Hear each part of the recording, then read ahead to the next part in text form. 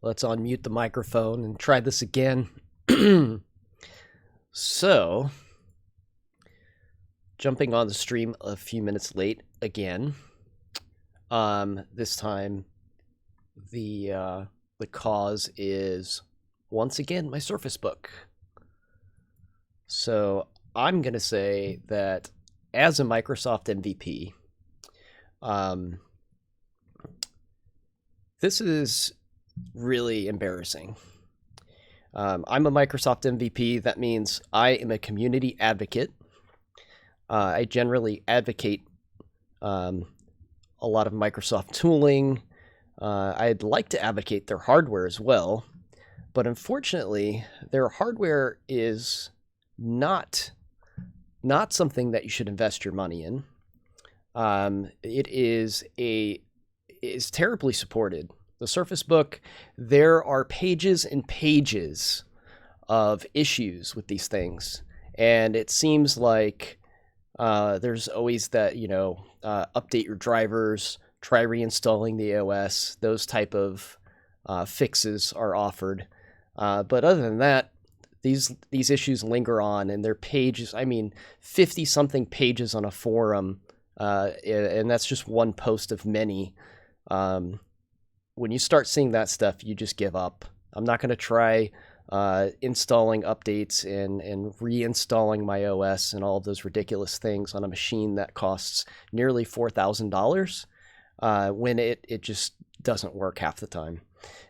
So I'm switching to a Lenovo book here in the next couple weeks, so the show shouldn't be delayed anymore because of Surface Book issues. But in case you're wondering what's been happening, that's what's happening.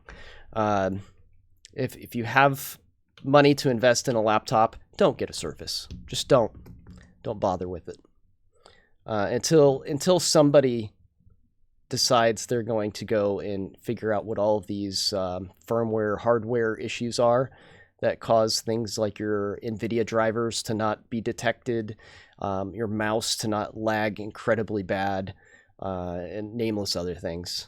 Just don't bother. Anyhow, let's get on to some positive things with the show today. We're going to talk about some Blazor here in a sec. I've been working on a project on the show for quite a while. I had to work offline for a bit. I've been traveling. I did Codepalooza last week. It went fantastic. DevMan, I'd love to have a desktop PC, but I travel all the time. I invested in a Surface Book because I wanted something powerful I could take with me. I didn't anticipate all of the firmware-esque issues that happen with this thing. It's really unfortunate. I'd love to have a desktop. I probably should build one, but that is something I won't be able to take with me. It would be used solely for streaming. So it's not a great investment of my money. But I do have a backup laptop that I can start using. So I'm getting it up and running. I've been installing software on it for the last few days. It should be ready to go by the next time I stream. I've tried to give this Surface Book the best, second and third effort, but it just seems to fail me at every step of the way, so I'm giving up on it. It will not be my main machine anymore. I'll probably only use it for long travel and stuff like that, just because it's lightweight and I don't need the horsepower on long trips. So when I do need something reliable, it will be this Lenovo book I've got instead. I had everything queued up here ready to go. I had to shut it all down, so unfortunately I don't have my links up and ready to go. Give me 1 second here and I will get those links going. I don't have any community shoutouts necessarily today. I did have a couple things lined up though. One of the things is Mr. Peter Morris is working on his validation framework. And again, I'm sorry I lost the link here. There it is. There we go. So I'm working off screen as I'm trying to get these things up. Mr. Peter Morris is working on his Blazor validation, running into some issues, looking for some help. If you go to the recursive branch test here, I'll pop this in the chat room. If any of you have time to take a look and see what's going on, it would be a big help to Peter. I personally don't have time. I'm getting ready for travel again. I'd love to take a look, but I've got 2 trips back-to-back next week. So just came back from one, got a little bit of a week at home, and then I'm back on the road again. Let's see. The other thing was we had frequent visitor to the show here, Michael Washington. Michael has a book out on Amazon that is based off of his Blazor help website. So if you want to share a book with some folks that want to learn Blazor, you can go to Amazon and find that. This is by Michael Washington, An Introduction to Building Applications with Blazor. I'll post that in the chat room as well. So friend of the show there. Met Michael out at VS Live. It was nice meeting you in person, Michael. I don't see you in the chat room, but I know you catch the show later. So it was good meeting up with you. Congratulations on the book. With that said, let's jump over to the BlazePort application, because you guys haven't seen it in a while, and then I had hit crunch time. I had about a week left until Codepalooza, which is where the presentation was taking place. This was built on the live stream for the most part, and then I had to take and really focus hard on it for about a week straight. I couldn't stream all of it. It's hard to get like maximum coding efficiency while streaming. For one, I have to reduce my screen size down to 1280 or 1080p, and I needed the real estate. I needed the focus. I got a lot done, so it looks a lot different from the last time you guys saw it. So I want to give it a run here, so you guys can see what the changes look like. I've refactored the heck out of this thing. And I have given it a design overhaul. So I don't know exactly what we'll work on today. We'll talk about the app a little bit, see where it's at, find some things to kind of pick at.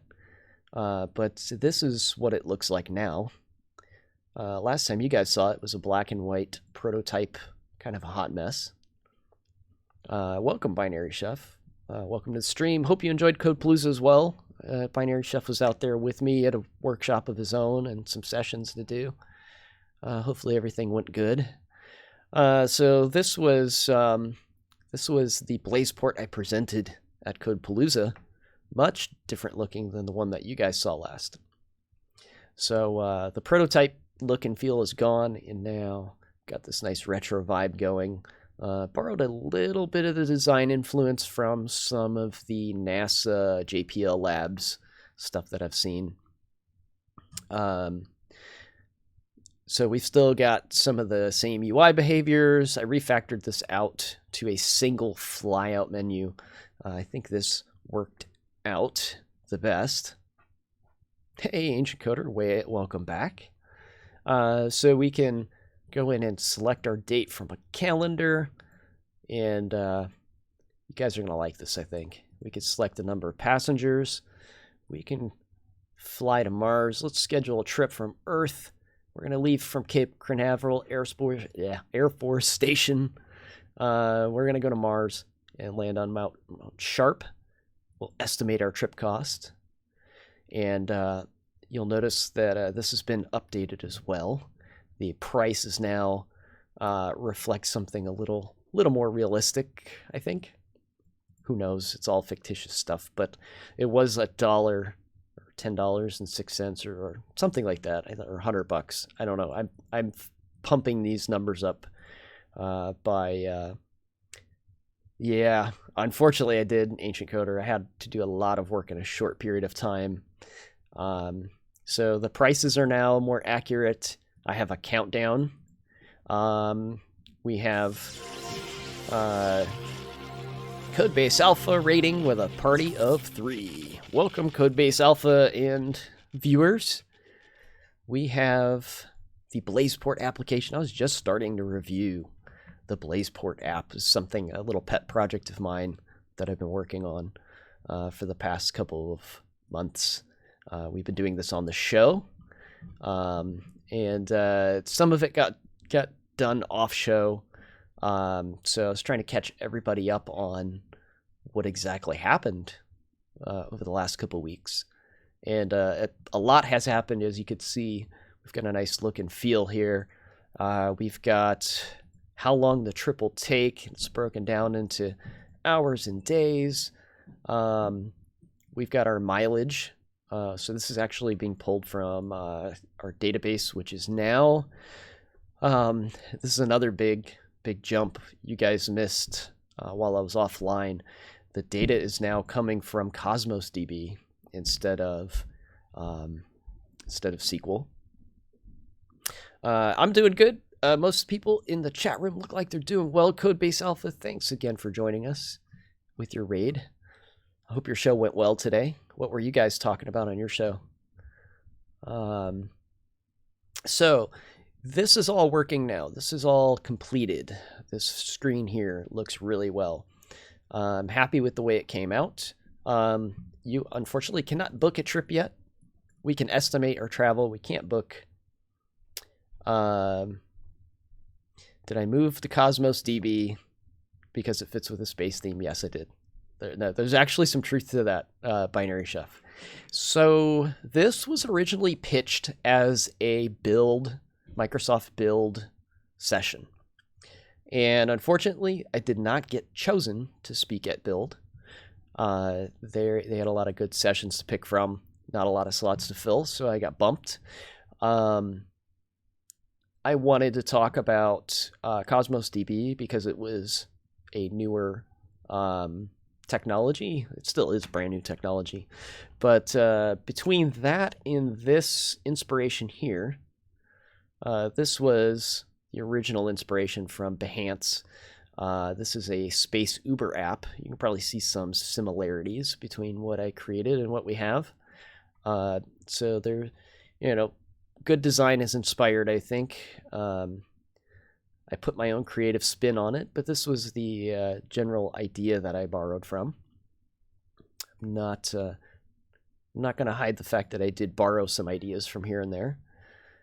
So now we have this, but the Cosmos DB did fit the space theme, and I thought it'd be cool to mash up various .NET techs. App is broken here. Let's see. Yeah, there we go. We get it back. Be fun to mash up some .NET techs and give us a good application where we could talk about all of the possibilities with .NET, because you can do so many things these days. And we can talk to globally distributed databases with Cosmos DB. We can do machine learning with .NET. We can write client-side web applications with .NET. So yeah, this was kind of a mashup of all of the things I thought were cool. And yes, I did theme and style everything myself. I did borrow a little bit of ideas from things.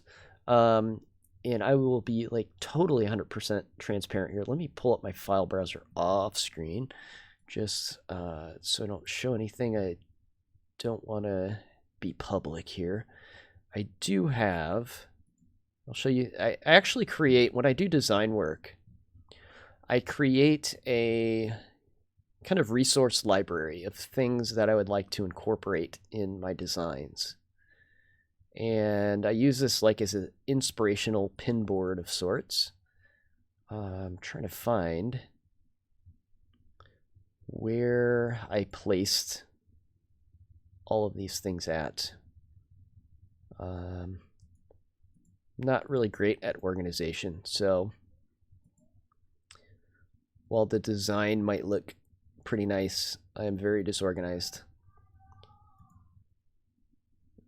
It's good to know your weaknesses, though, right? So let's see. Ah, yes. Here is one of those inspirational resources. Let's get that up on... let's pull it up, see if this Photos app will do the trick. Yeah, there's one. So this is one of those design influences. There's some more that are a little more... here we go. This is a really good one. I really liked this one. You can probably see exactly where that came into play. And I've got a boatload of these things. I just kind of stash. Usually I stash them in a folder, but I can't seem to find that folder right this minute. Let's see. I've got... I've got these things strewn throughout my system. I've got a lot of past designs that I've done as well that I kind of pulled ideas from too. Fonts that I'm familiar with, things like that. So I liked this kind of swoosh type of thing. I liked the background idea. I borrowed and reworked some of this for the background. So that was kind of like the main thing there. I also grabbed colors from these JPL Labs things. Although they do match up with colors, I'm also kind of using for other things, but they're not my brand colors. They are unique colors to the JPL Labs stuff. So I grabbed those. I found some fonts that I thought looked really cool. I love this one. This one's called Yesteryear. I use this a lot. Let's see. Behance. Let's see if this is my profile. Yeah, I've used Yesteryear before. You can see it on the past Codepalooza stuff. Binary Chef, you were at Codepalooza. You probably weren't aware of this, but I actually did all the design work originally for Codepalooza. So Codepalooza, all the branding, all of the banners that you saw. The t-shirts were new this year. I didn't do those, but I've done them in the past. So I've done plenty of design work before. And if you look close enough, you will see right there the Yesteryear. Actually, no, that's not the Yesteryear font in that one. Yesteryear I used on some other work that I did. Anyhow, Yesteryear is one of my favorite fonts for kind of giving that retro vibe. So that's where that came from. And I enjoyed doing this part. This is all done in Sass. So that's probably a good talking point for the show here, is that I use Sass for everything. I know some people are looking forward to having component scoped styles, which I personally don't care for at all. And it doesn't mean that you shouldn't use them. There's probably good reasons for having them. I still haven't heard a convincing argument to use scope styles. I just haven't run into the need for them. I styled this entire application without them, never thought once that I needed such a thing. I used Sass for everything, though. And my Sass setup got a little bit overly complex. I'm going to blame the fact that NPM and Webpack are so prevalent that they have kind of polluted namespaces and things within the Sass ecosystem. So you'll notice that I've got some really deep trees here. This is something I'm talking to our engineers to see if there's something we can do to alleviate this deep tree problem. This isn't an issue if you're using NPM. That's because the pathing and stuff is NPM friendly, which outside of NPM makes everything really deeply nested and annoying. But it wasn't that difficult to get set up once I knew where everything belonged. Once I figured out that this was the hierarchy I needed, it was simply using the right paths in libman to pull those files in and put them in the right locations. So you'll see those horrendous paths right here in libman. And I don't maintain these on GitHub or anything like that. It's a one-time deal. I pull in these libraries and drop them into my Sass build. And once they're there, I don't need to reconfigure that for any reason. So it's not a huge issue. It was just a little hurdle that I had to go through. And you'll find in my vendors file, where I'm calling in all of the Progress Telerik UI themes. And once I pull those in, we have full control over the theming aspect of it. So under variables, this is all of the colors and things that control the look and feel of my site. There are many other variables I don't have listed here. These are just the main ones that I'm overriding. So ones that I'm keeping default, I don't have listed. But what's nice is they play with the Bootstrap theme as well. So anything that is in Bootstrap also gets the theme adjusted. So everything matches nicely. I don't have like some weird like Bootstrap themes like popping around in here. Everything kind of meshes up nicely with one little change. So for example, I've got my accent color is blazing blue here. Blazing blue is a color, that light blue color that you see on my button and the text here. If I were to go into my app and swap out the color of blazing blue to something else, then this whole thing starts to change color, and it's really nice. For example, if I wanted to make a red theme, I could use a red color like so, save that. Of course, I wouldn't call it blazing blue, but if I came back to my app, did a quick refresh here, I'm not getting a new cached, I'm getting a cached version or something. We can, let's do inspect, we'll do empty cache, hard reload, blow that out, there we go.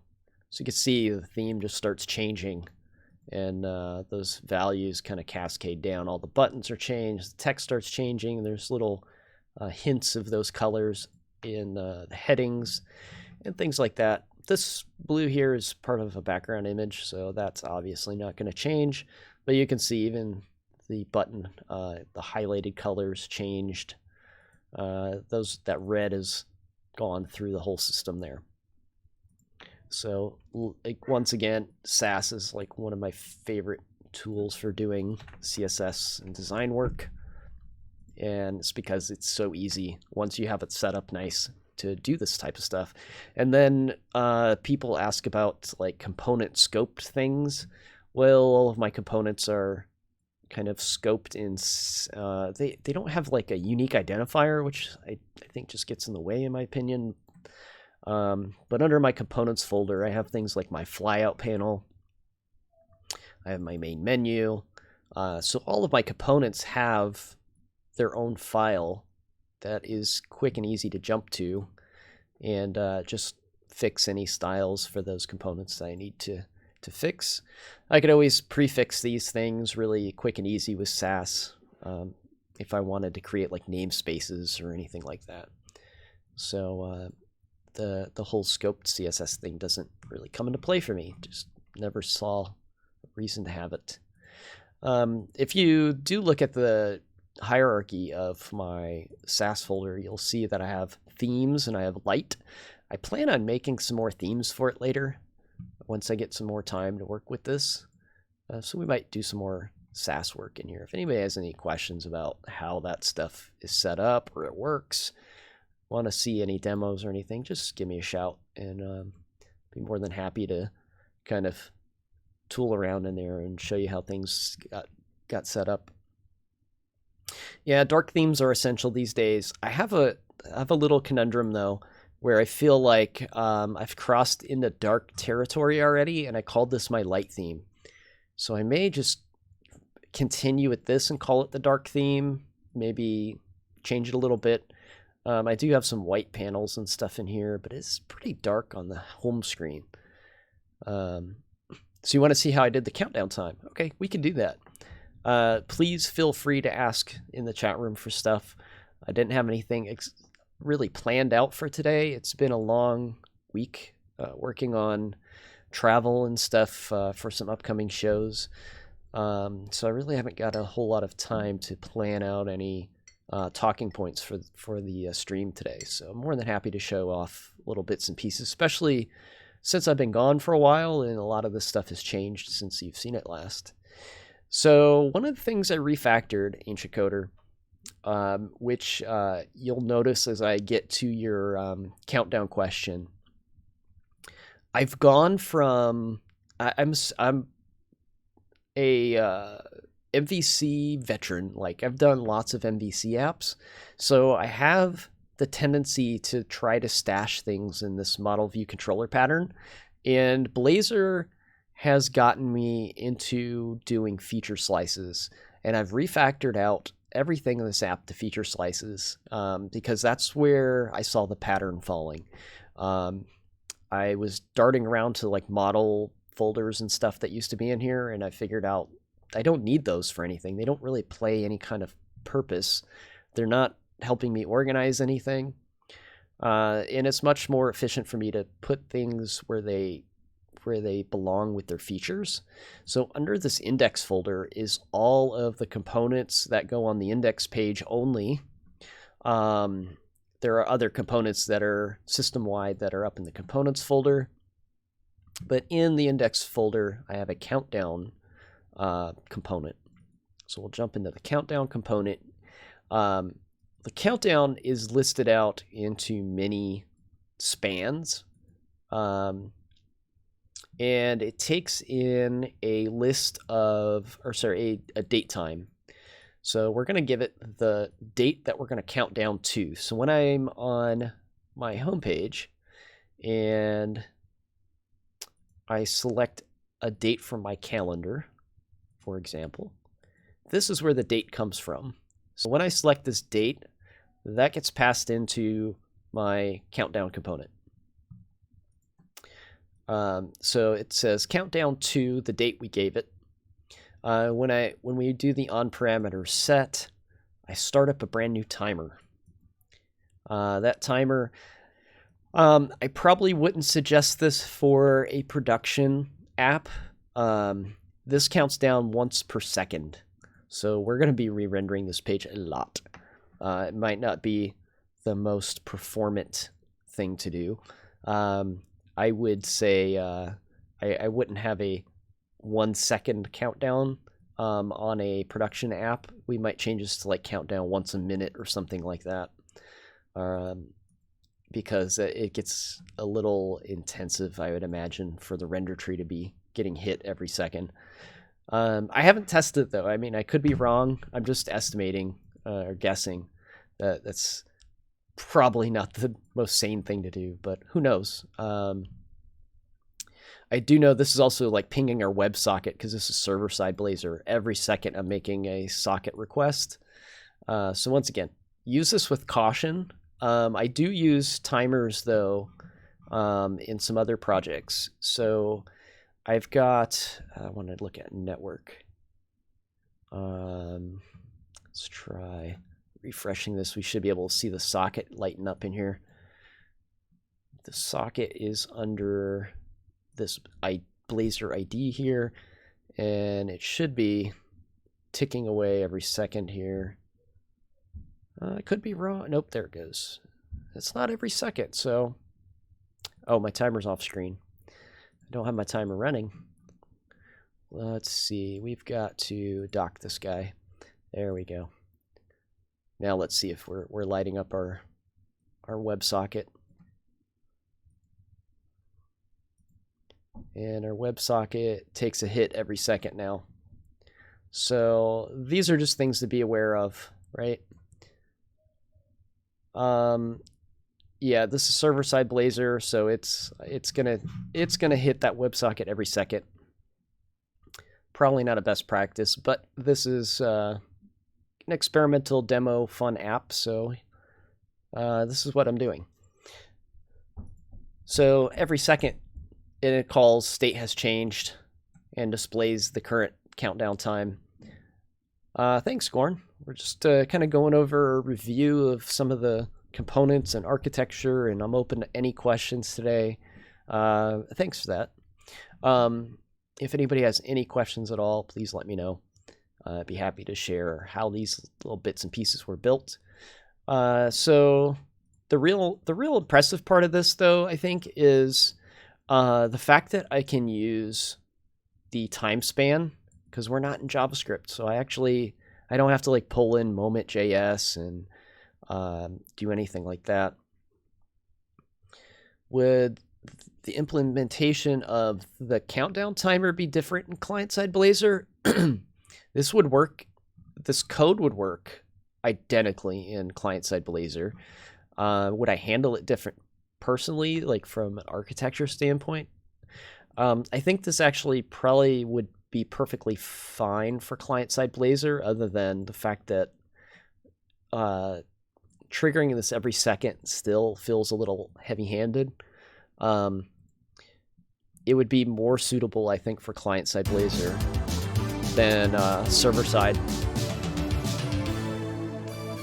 Thanks for the sub. I really appreciate that.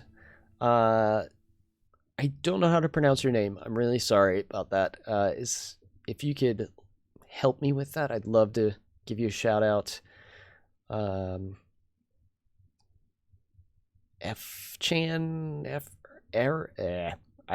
There's too many vowels at the beginning there. I don't know how to pronounce that. I'm sorry. But I really appreciate the sub. So yeah, I think just the fact that I'm triggering a render every second might be a little ham-handed. Who knows? But on server-side Blazor, I think it's a little more of a bad choice. In German, something like baby ape. Okay, baby ape. Thank you for that. Thank you for the sub. I really appreciate it. Let's see. So yeah, it's basically invoking StateHasChanged, but I was saying the time span is really cool because we're not having to rely on JavaScript for like moment.js or something like, some third-party thing. The .NET time system is one of the easiest ones to work with. And what I'm doing is I'm taking the date we picked from the calendar and subtracting it from the current time, the current date and time, and that gives me a time span. And then once I have a time span, I can say how many days is that, how many hours, how many minutes, how many seconds, and that gives me my countdown. So it's really the best way I could figure out how to do it. The reason you see everything put into spans individually like this, I could have written this out with a single like string, format string. I wanted to style individually the different bits. So if we look, you can see there's the separator has a different color than the rest of the countdown. So I apologize for the dogs going crazy upstairs. I do stream from home, so there will be interruptions. Anyhow, I may have to go sort that out here in a second if they don't stop. That's why you see everything kind of broke down into spans, because I've applied classes. So I can style individually if I want to, the days, hours, minutes, and seconds. And I can put different colors on each of those things through CSS. I wasn't sure how I wanted that to work out at the beginning. They ended up being all the same color except for the separator. But what's nice here is I can go into my element style and we can add a new style here. So if I did T hours, I could give it a different color like that. And each individual piece can then be colored. So that's the way I designed it, in case I wanted to highlight maybe changes to red when it gets to a lower when we get closer to launch or something like that, I can. So I left it a little bit open to where it can be themed at each individual segment. You'll notice the same type of thing for this countdown as well. There's actually two different kinds of countdowns. There's the launch countdown. Then there's also, let's see, we've got passenger count and trip time. So it's another similar idea here for the part that you see. We just need to tick that up. When it says your trip will take 11 hours, 1 hour and 11 minutes, there's a different countdown for that one. This one's called trip time. We give it the trip distance. All of the trip times are calculated with a phony number in here. So what I've done is, once again, taken a time span. And we're going to take the trip distance. This is just a simple time calculation of distance over velocity. So our speed, this is our speed calculation here. And this comes out to a time span, so it'll tell us how long it's going to take to get to those locations. The velocity here is roughly based on some stats I pulled from something of NASA's. I can't remember exactly what. It was about launching satellites and how long they take to get to different planets and things. I chose like one of the faster velocities that they had listed, so it would look a little more futuristic and we would get to the moon in an hour. I think they use different speeds for different travel types, so if you were to really fly to the moon, it takes more than an hour because they don't spin, you don't start at 20,000 miles an hour and end at 20,000 miles an hour. It's more of a gradual, the launch takes time, those type of things. And then you don't travel as fast in shorter distances. But if we're going to send a satellite out into space, we want it to go as fast as we can. So they accelerate those things at like 20,000 something miles an hour. That's where I got that number from. And there's some facts based behind these things, but they're not factual. So if we change this to Mars, we would get there in 29 days, which I think is still faster than what they estimate it would take to get there, because we wouldn't want to send people as fast as we send a satellite. So anyhow, I thought it'd be a little futuristic but yet realistic to choose these numbers. So what's really neat there, though, is with that component logic, if we have a time that is greater than days of 0, so if it's going to be longer than or shorter than a day, then we simply write out hours and minutes. If it has days, then we're going to write out days and hours. Yeah, Windercotta, I agree. I should totally get a degree in rocket surgery so I can make these things more accurate. Thanks for the follow. Juan. We'll just say Juan. This is the I'm terrible at pronouncing names show. So that's how I do that. It's nice to be able to split that up.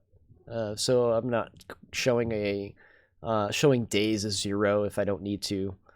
So if there's no days, it'll just show the time without it. The mileage I got from this is a static number, even though mileage when you're talking about orbits and things actually varies. I just grabbed whatever the average distance was to said location. There's only really 3 locations right now. There's Earth, there's the moon, and then there's Mars. So we can go from the moon to Mars. There we can go from Earth to the moon, and so on. But you can see that the values change pretty good deal. I'm going to put some middle places to go in there to make it a little more fun later. Yeah, commercial one-way trips to the sun. My Surface book makes me want to take one of those trips, Wonderkata. If you didn't catch the rant at the beginning of the show, that might seem out of context. So if you're new to seeing this app, the estimated price. Okay, you guys are gonna love this. I've got to share this. This is so cool. So the estimated price, we built this long time ago, about 2 months ago or more on the show. We built this with Azure Machine Learning, or sorry, ML.net. I keep calling it Azure Machine Learning. It is not. ML.net. So let's see. I don't know what happened there, Windakata. I think it might have saw your comments as spam somehow. The bot shut you down. But that's the bot. Thanks for participating. I appreciate it. So if we look at our project, we actually have a machine learning service and a machine learning trainer. I built all this. It took hours. I did this on the show more than once, I think, and it took several hours to finally complete it. You can see the code here. This is the code that trains the model to predict those prices. We've got 300 something lines of code. Some of it's for display and whatnot. If we run this project, just swap over to our trainer. We run this, you can see some of the display outputs and stuff. Space taxi in caps. Oh, so the bot caught you for yelling at me. So yeah, it is a space taxi for all intents and purposes. So we're looking at how the data for this gets generated. This $4,908 gets, okay, I don't know what that's trying to display. Oh, I know what that was. Let's actually, I wanted to show that and I shut it off. I didn't know where that came from. That pop-up came from my my app that was running. So let's run it again so we get the pop-up. Let's run this guy. So when we run our machine learning trainer, it's taking in a ton of taxi data, and it's running a calculation on the taxi data. We'll let this open this time, and it's figuring out this nice distribution here. It's figuring out how to predict the taxi fares based on distance and some other factors. And what it does is it builds this machine learning model and it tests it, and we get this this graph here of this is our predicted test data, and the closer they are to this red line, the better our model is. So we're doing machine learning to get this number here. So it's not like a service or anything. It's actually estimating what it would cost for a taxi ride in Manhattan.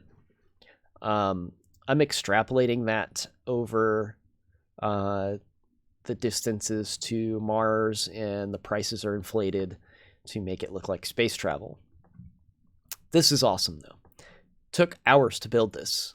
Through tutorial, by the way. I didn't know all of this off the top of my head. Used a tutorial to build it all. Followed the tutorial to a T. I think we actually fixed some of the documentation in the tutorial as we did it, but there's a lot of work that was done in here. This is the coolest thing ever. I'm going to start a new project. Let's build that same machine learning model again. I'll show you the tutorial, Ancient Coder. It's still out there, but once you see what I'm going to do next, you will probably question whether you need it or not. ml.net. So we'll go to ml.net. I have these URLs in my history. That's why they're coming up so easily here. It is .net.microsoft.com/learn blah blah blah. I'll paste it in the chat here. It is coming up very slowly though. Hopefully this stream is still performing well for everyone. Goran, you have a session for ml.net. That's awesome. I hope you've seen this new thing. There we go. Refresh took care of it. Let's see. I want to go back to learn again. I'm hoping. Okay, the stream is fine. So Microsoft's or my connection to their doc site is not well. It is coming in extremely slow here.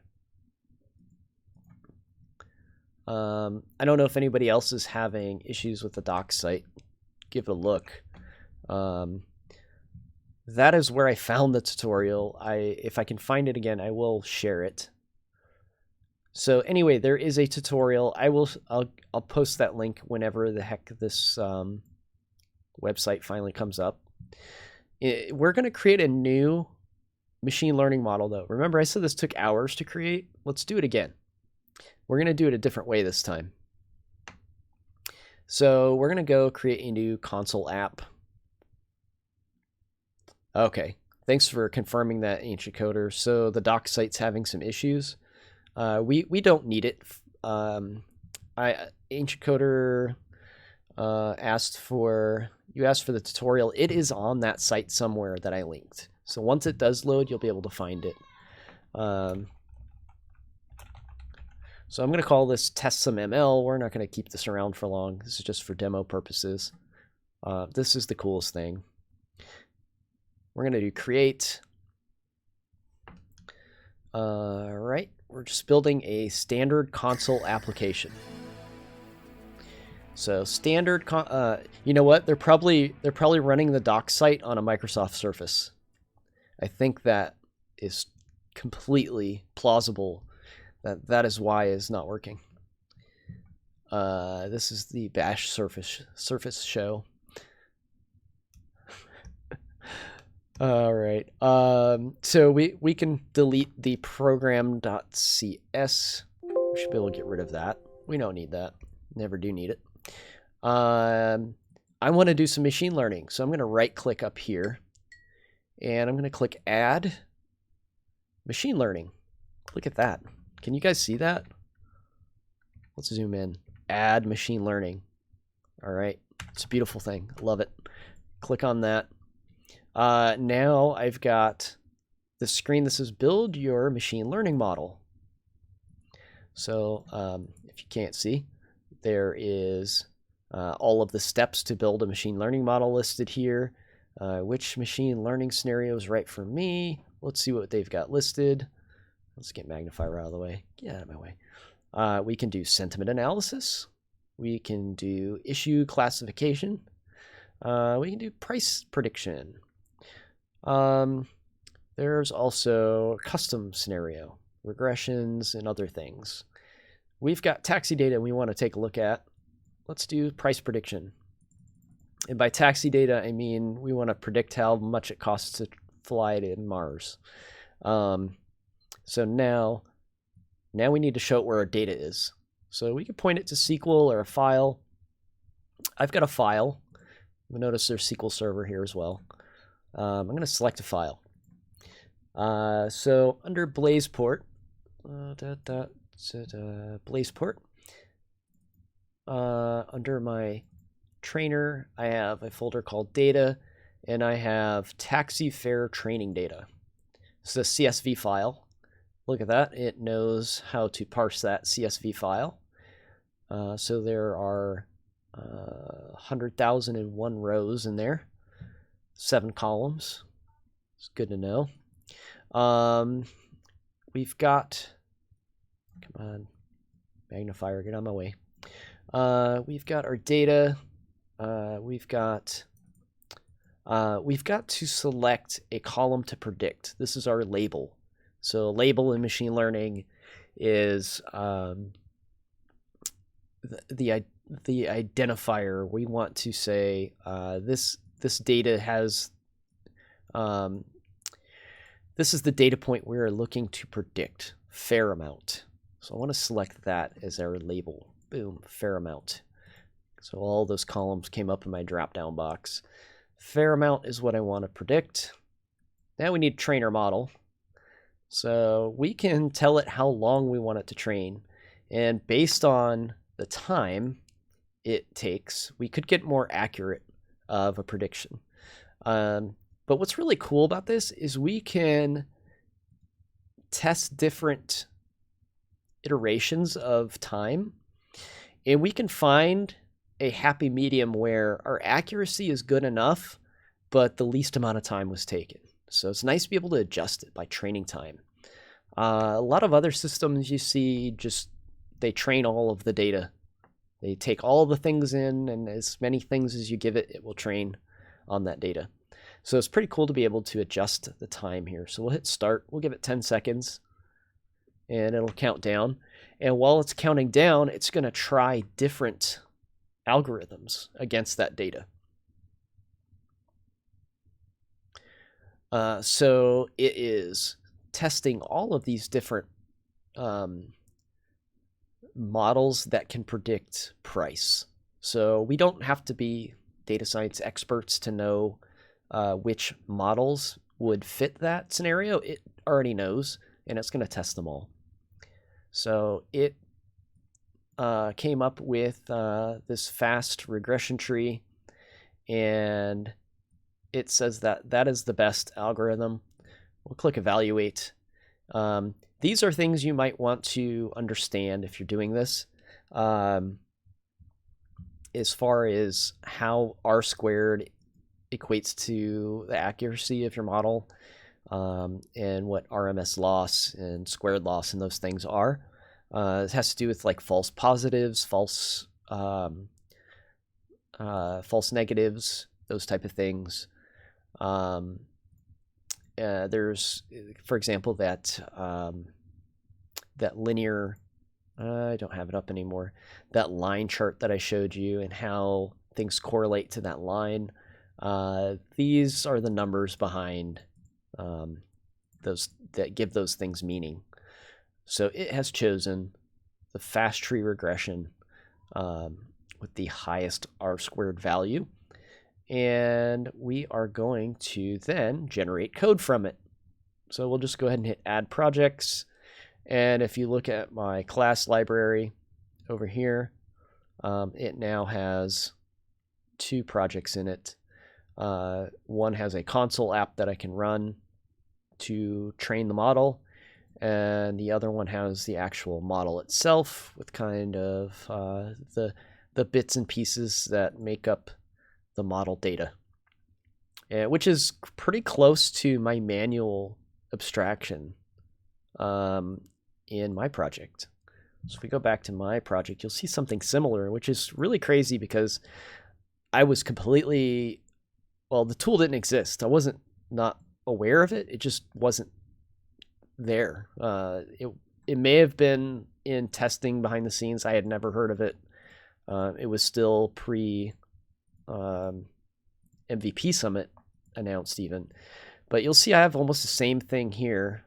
I've got my trainer, I have my program, and in my service, this is similar to the model project over here.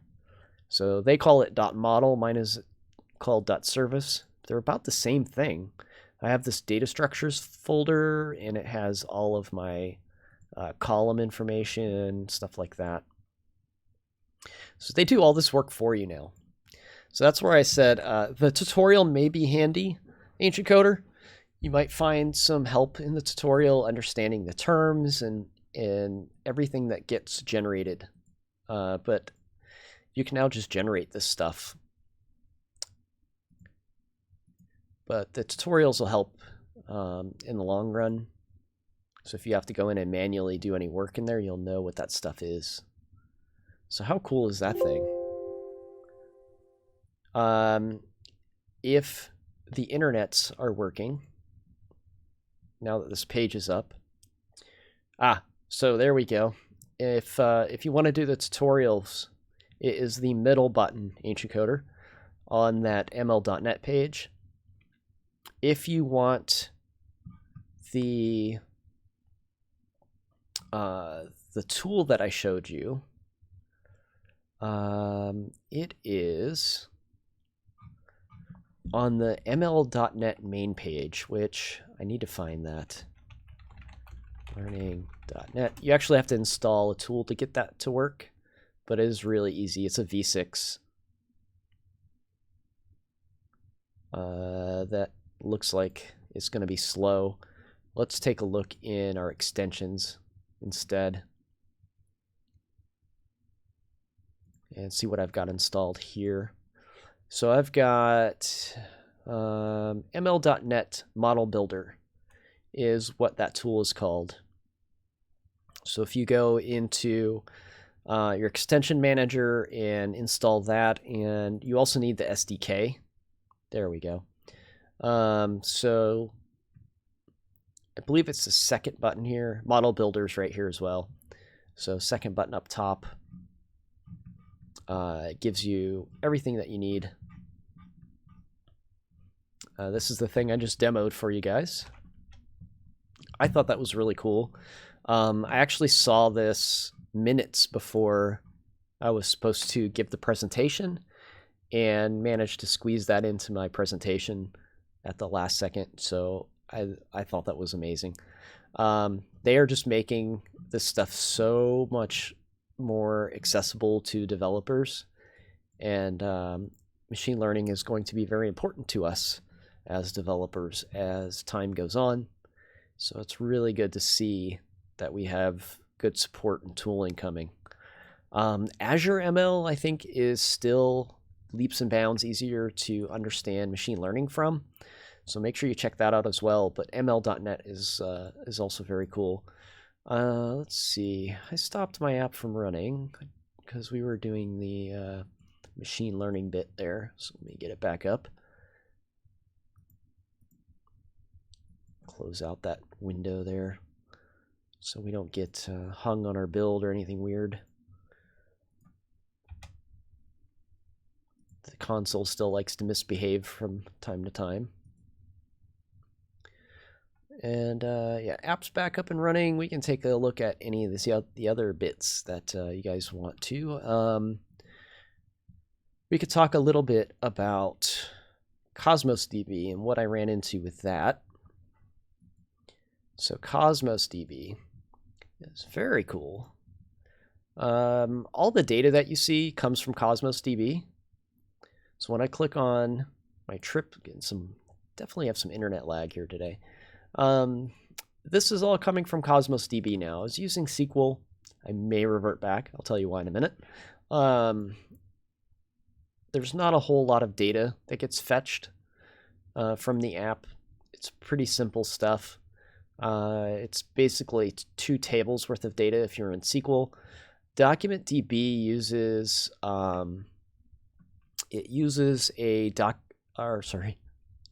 Cosmos DB uses a document style data store versus a relational database. So things are a little bit different as far as the way the data is stored, stuff like that, which made me run into some hiccups here and there. So let's talk about this a little bit. So the main switch was swapping out the provider model here. So I'm using Entity Framework, and I was using Entity Framework for SQL. That actually was initially instantiated here. So you would see services, add DB context. I still have my same DB context here. What's new is I'm using Cosmos. This used to be use SQL right here instead. I changed this guy out. This takes in some configuration values from a private location because I don't want to share my Azure account keys on GitHub. That is a bad thing. So if you want to know how this is done, you need to look into user secrets. You can go into your app, right click on it, and you can say manage user secrets in here. I am not going to click this because it will show my data. Don't want to display that on the stream.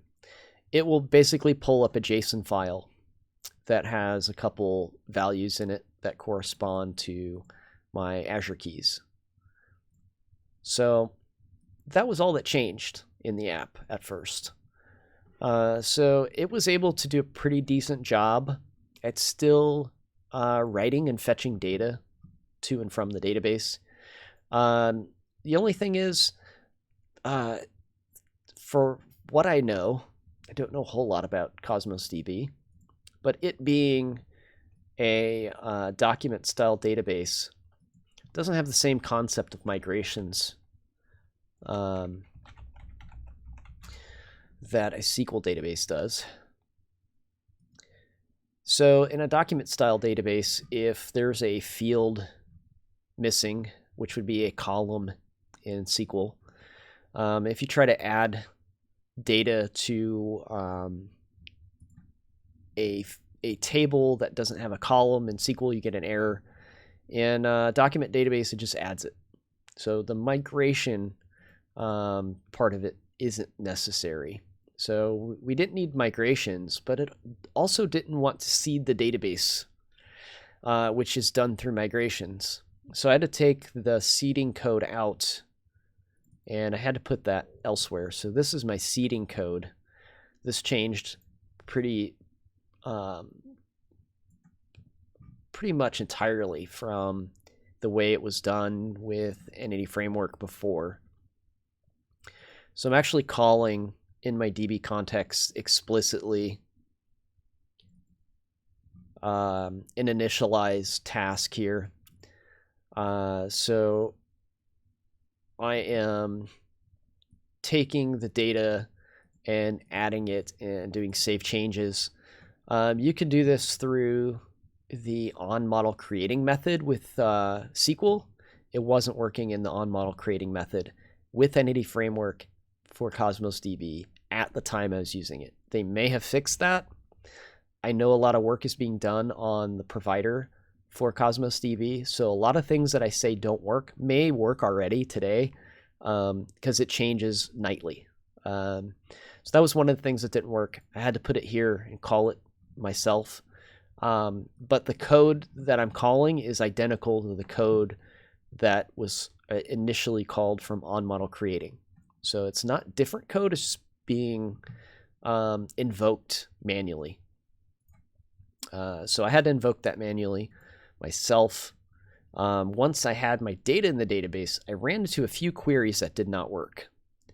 One was on the main page. So if I dive into index, again, I love how slices work, feature slices work in Blazor. I can just jump right into this. Index page is where all of my stuff gets predicted. I actually need the form. So when I populate my form, let's see, where is my call here? So if I go to my BlazePort app, on the home page, when I click new trip, that invokes a call to the database, which is on my form. There we go. So when my form loads, I'm calling this, I'm calling out to the locations and grabbing all of the locations in. Since these are in a document style, I actually was able to eliminate a lot of calls to my database. These were initially handled on each change. So when I would select the Earth, it would then do a call into my database to get all of the locations that belonged to Earth. And then when I would select that, it would also call and get this drop-down box, which would essentially, it would cascade from here to another call, to another call, to another call to the database. So I had 4 hits to my database. Since this is a document style DB, things got rearranged a little bit with the data. And now I only need 1 call because locations has everything in it already. And I already have it in memory through this value here. And then I can just set my drop-down boxes through data binding. So it's actually simplified everything to have them in that style of configuration. So all of my drop-down boxes ended up using data binding, where before I was actually taking control of the on-click events and manually making all of these calls. It really made this a lot easier to work with. Another place I ran into an issue with this, though, is when I explore my data from the home page. If I click destinations, you'll see these 3 items pop up. And then I can view the details, which then gets the children of that collection. This actually, I ran into a query error. This is an issue, and we can actually pull up that issue here in a minute, see if it's been worked on. So when I go to my destination page, I pass in the destination's ID number. This was the original query, so I left this one commented out. The way the data was structured, I would call in, grab the location by its ID, and I would also tell it to include the ports table. These were stored in separate documents at first until I ran into this error. So the include statement does not work in Entity Framework for Cosmos. So if you have 2 documents, if we stub this out a little bit, so if we have a document called location, and we have a document called port, and you want to join these things together with an include statement because locations has a property called ports that you want to pull multiple port documents into, you cannot use this. This works with SQL. These would be 2 different tables in SQL with a foreign key. You can do this in Cosmos DB. It's just the provider's not linking those things together correctly. So let's go to GitHub. So it's just a known issue. Let's see here. My issues. I think I either posted it or upvoted it. So I don't have it. GitHub. Trying to remember which project that is actually under. So it is under the Entity Framework project, I believe. Issues.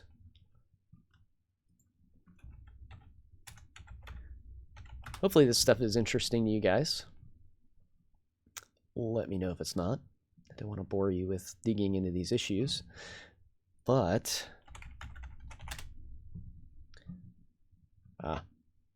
add include support is still open and on backlog. So yeah.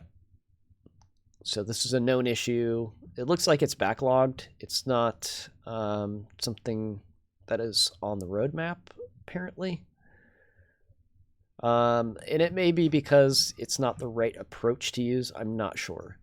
I ended up changing my approach. So this ended up not being needed. So I just grab the locations and they already have the port data included because they're in the same document now. So we can actually look at the data. I'm going to pull it off screen because I may show some keys or something on it for a moment. never know what Azure is going to spin up when I pull up my portal. So we'll just do this the safe way. I have a little tool to hide that stuff. I don't know if it works. So just so I don't air all of my important information, I will do this off screen momentarily. What do you mean I have no resource? I'm logged in as the wrong user. I have multiple Azure accounts. One has nothing, one has everything.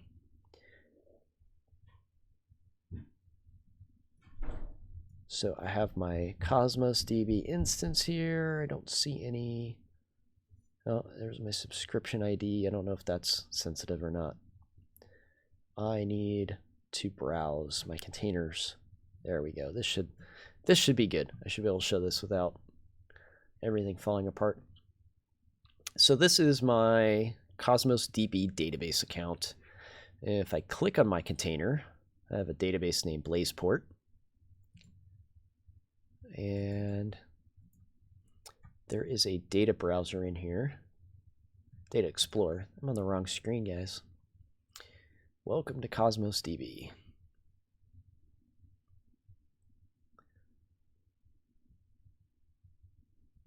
Why did I use first async and not first or default? Maybe because I don't have a default value to define. It's going to fail either way if it doesn't find a record.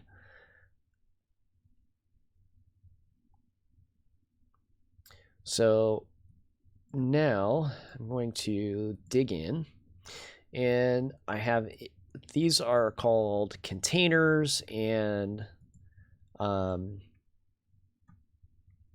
trying to remember all the terminology here. And then each document or item in the container is my location. And you'll see that there's just 3 locations. All the data associated is in ports. It's already in the same document with it. So this is how I changed my approach. Before I had location, location, port, port, port, port, port, port. And I was trying to include those 2 things together. I guess the rule of thumb with document databases, I'm no expert, is that if you have data that's associated, but it's kind of infinite, there's only going to be so many ports I assign to a location.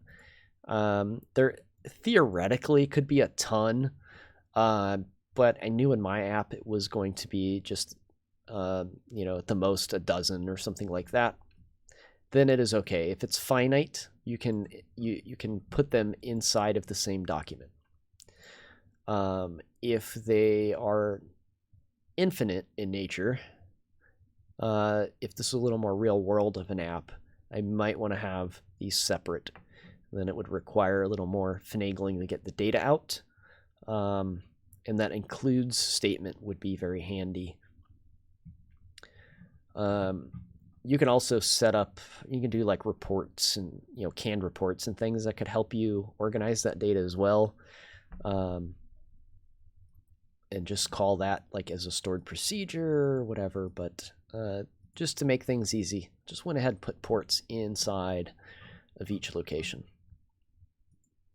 Those things are frowned upon in SQL land, but not in DocumentDB. They are not.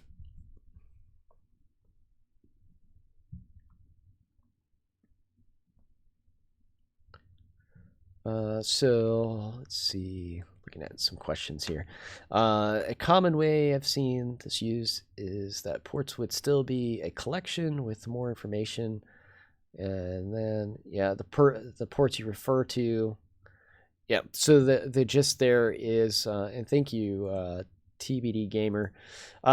So in a document style DB, you may have some of the basic info of the ports in here. And then you may have another document that has very complex details about the ports. So you have a quick reference to the things that you need fast access to from the document location level. But you might have like a port extended details document that has many more data points in it than these. So there's a little bit of data duplication, but it's done for making things faster.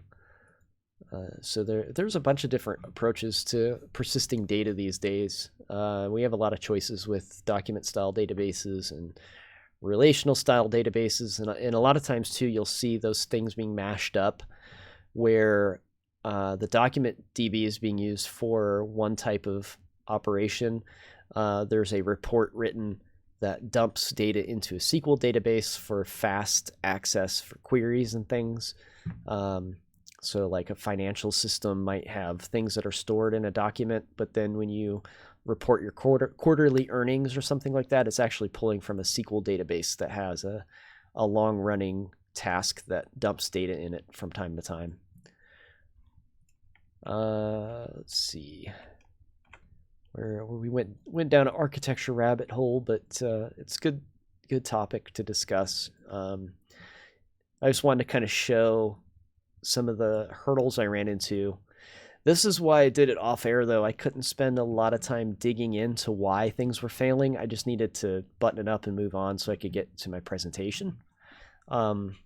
It was really rapidly approaching. I worked on the BlazePort presentation up until 2 hours before I gave it.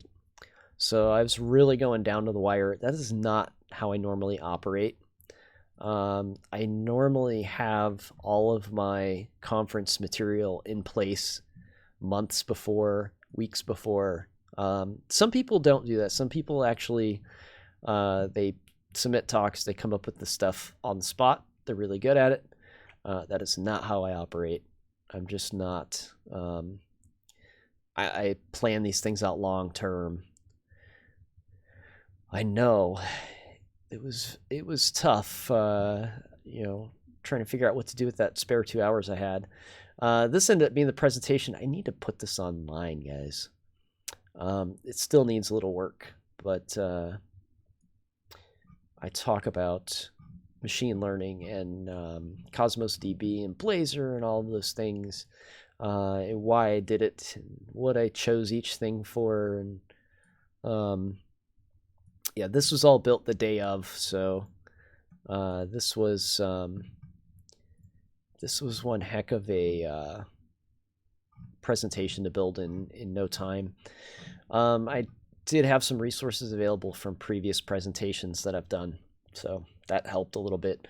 These are not templates. Once again, these are design things that I built inside of PowerPoint. So PowerPoint is actually one of my go-to tools for this type of stuff. Surprisingly enough, you can do some decent graphics work inside of PowerPoint. These spaceships I drew in PowerPoint are actually, this is just random fun fact. These are actually vector graphics that were created with PowerPoint image tools. These are all just PowerPoint-y blocks of stuff. So just, the usual insert a shape, and you can draw stuff. So it can be a graphics design tool if you want it to be. Thank you. Appreciate that, Ancient Coder. So I know I'm getting way off topic here, but while it's up on screen, I'll show you exactly how this is done. It's really cool that there's actually a decent vector engine inside of PowerPoint. And if you right-click on a shape and you click on Edit Points, then you can make any shape you want. You're not locked into squares and rectangles and those type of things. And then once you do that, you can edit points and you can add a point. And once you add a point, then you're in your own territory, man. You can make whatever the heck you want in here. So you can draw spaceships if you want to. That's what I did. So that's how these guys got made. My spaceship graphics came from those tools. There's a big one. Stars too. Each of the stars is actually a vector graphic. The 8 was a killer.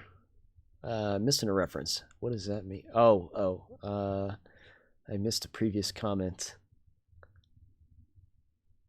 Preview 8, yes. Preview 8 was creative.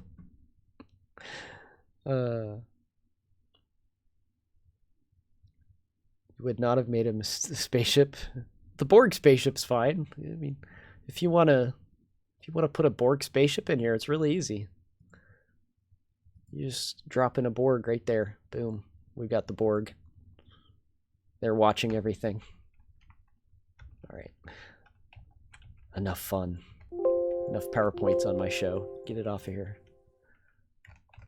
Get it off. All right.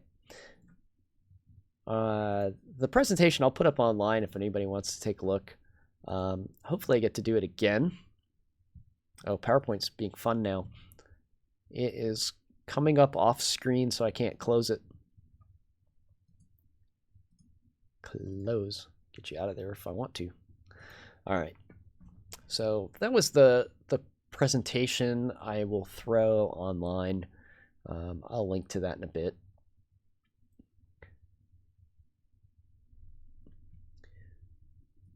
So I installed and got Cosmos DB running. For the most part, things just worked. So that was pretty impressive to me. A lot of the queries just worked. Most of them didn't need to be rewritten, and the ones that did, you can see that it wasn't like a crazy rewrite. Moving my data around did most of the work for me. I just took that include statement out of there. I think it just changed like a for loop or something in here, and it was done. So it wasn't massive. On a large scale application, it probably wouldn't be something I would suggest doing, taking and just changing from SQL to Cosmos because you feel like it. But it's nice to know that Entity Framework is working with Cosmos DB for the most part. So if you did have an application that was both SQL and Cosmos DB, then you could still access both of those things with Entity Framework, and you have one DSL to use. You have one DSL to use to talk to both SQL and Cosmos. Ancient Coder is asking why I chose Cosmos DB. It was an attempt to get a session into build. So I don't know if you missed that. I submitted this to build for a session, and I know Cosmos DB is a hot topic. And I wanted to tie in all the space theme stuff into one really cool talk. So a lot of the reason to choose it was just vanity for the application. Technically, it is cool. Cosmos DB is neat. I wanted to learn it. That was another reason. One thing that I think is really cool about it is the scalability of it. Let's see if I get the right thing here. Nope. That wasn't it. So what you can do with this is really neat if I can find it. I'm really new to this, so forgive me. You can go into Cosmos DB though. Let's try overview.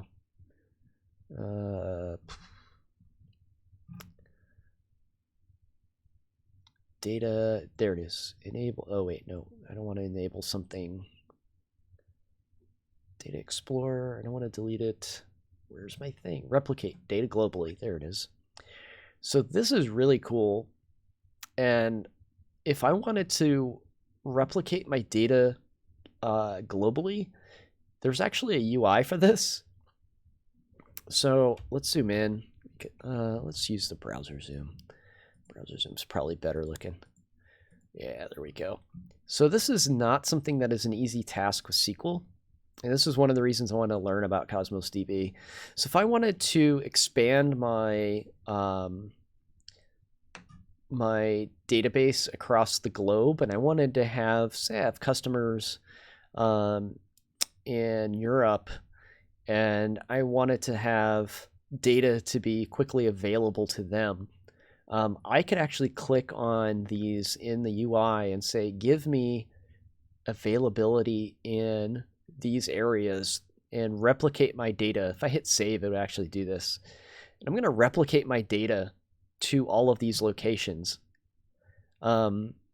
This type of scalability is harder in SQL from what I understand. I've never actually had to do this myself, but from what I know about the subject, that is not an easy thing to do. That is a pretty cool feature of Cosmos DB. So I wanted to learn about it for that fact alone, is that you're able to do that. Another thing that caught me off guard is, because this is a possibility, you also need to learn about this. So you need to learn what data consistency is. Still something I'm trying to grasp completely, but if I am in the US at this location and I write data, it needs time to replicate. So if you are in, their example is Australia, it may take several iterations of that data before you see it show up in Australia. So there are different consistency states that you can set, or policies you can set, where you can go up to strong and everybody will see the same data all of the time, but that means the latency is going to be greatly increased for all of your users.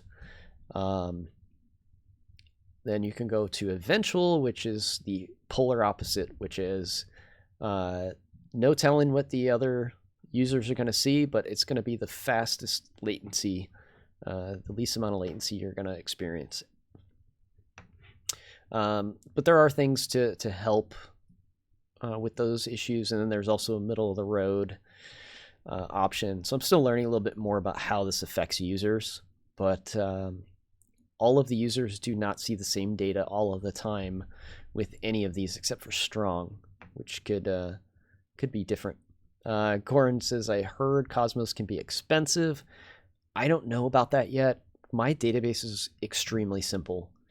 And from what you can see, it's really 3 documents that get called up. There's not a ton of data in those documents. We'll pull up a smaller one. I mean, that one, that's not a lot of data to get fetched or be stored. Oh, ouch, TBD Gamer. Ow, ow, ow. TBD Gamer just verified, yeah, you can get expensive quickly, apparently, with Cosmos DB. I have data, or cost caps. I don't know what it costs, actually. So if you look at mine, it's like what's being used, 77 cents at 43 requests. I don't know how this scales, though. I know when you start enabling redundancy and replication and stuff, it starts getting more and more expensive. They also charge you apparently by container. So in my scenario, I have locations.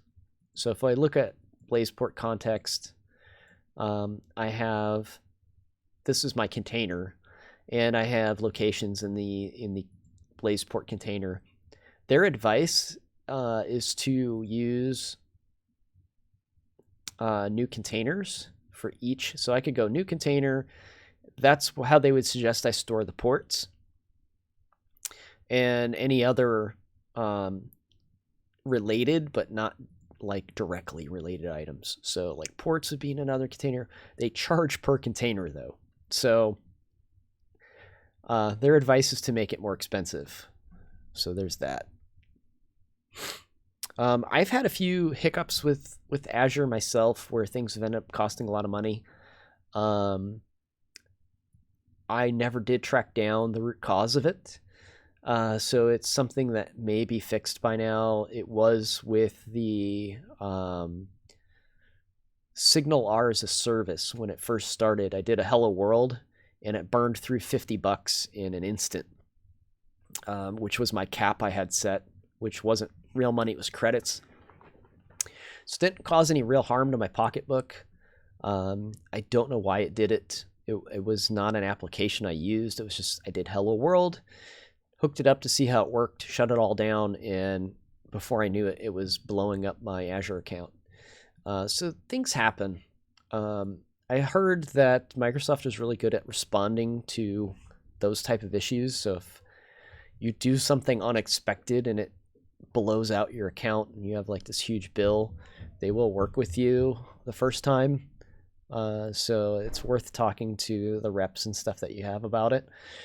I know with Azure in general, you can have some unhappy accidents that can cost you some money. But there is help out there if you did something that was unintentional and ran up a big bill. From what I understand, they're very willing to work with you.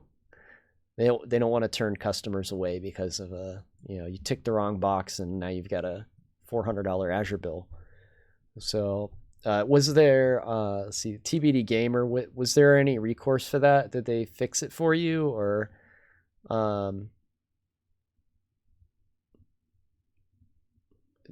was it, yeah, they reversed some charges?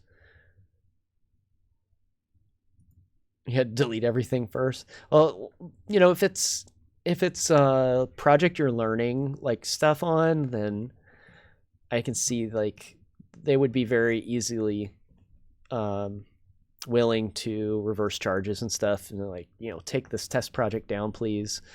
If it's running up this bill you didn't expect. If it was for a customer, then it'd be a little more tough. You'd have to go back to the customer and say, look, this is what it's actually costing. And you'd have to make changes, intelligent changes based on what your needs are and stuff. So I can kind of get that. But if somebody steals your keys, or if somebody, or if you accidentally run up a huge bill, I think they would work with you on it. Let's see, let's close these docs down, get this stuff out of the way. So we chatted about Cosmos DB. The UI stuff, let's talk about the UI. I do work for Progress Telerik, so I love our UI stuff. I'm using Telerik UI components on a lot of this. The drop-down boxes are Telerik UI components. I'm going to be working a little bit more on those later.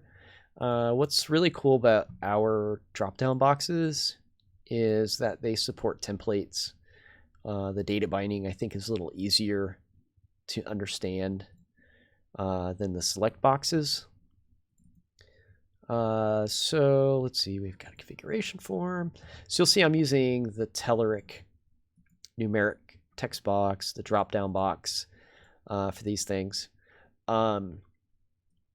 With our drop-down boxes, you set a data property, which is like data binding.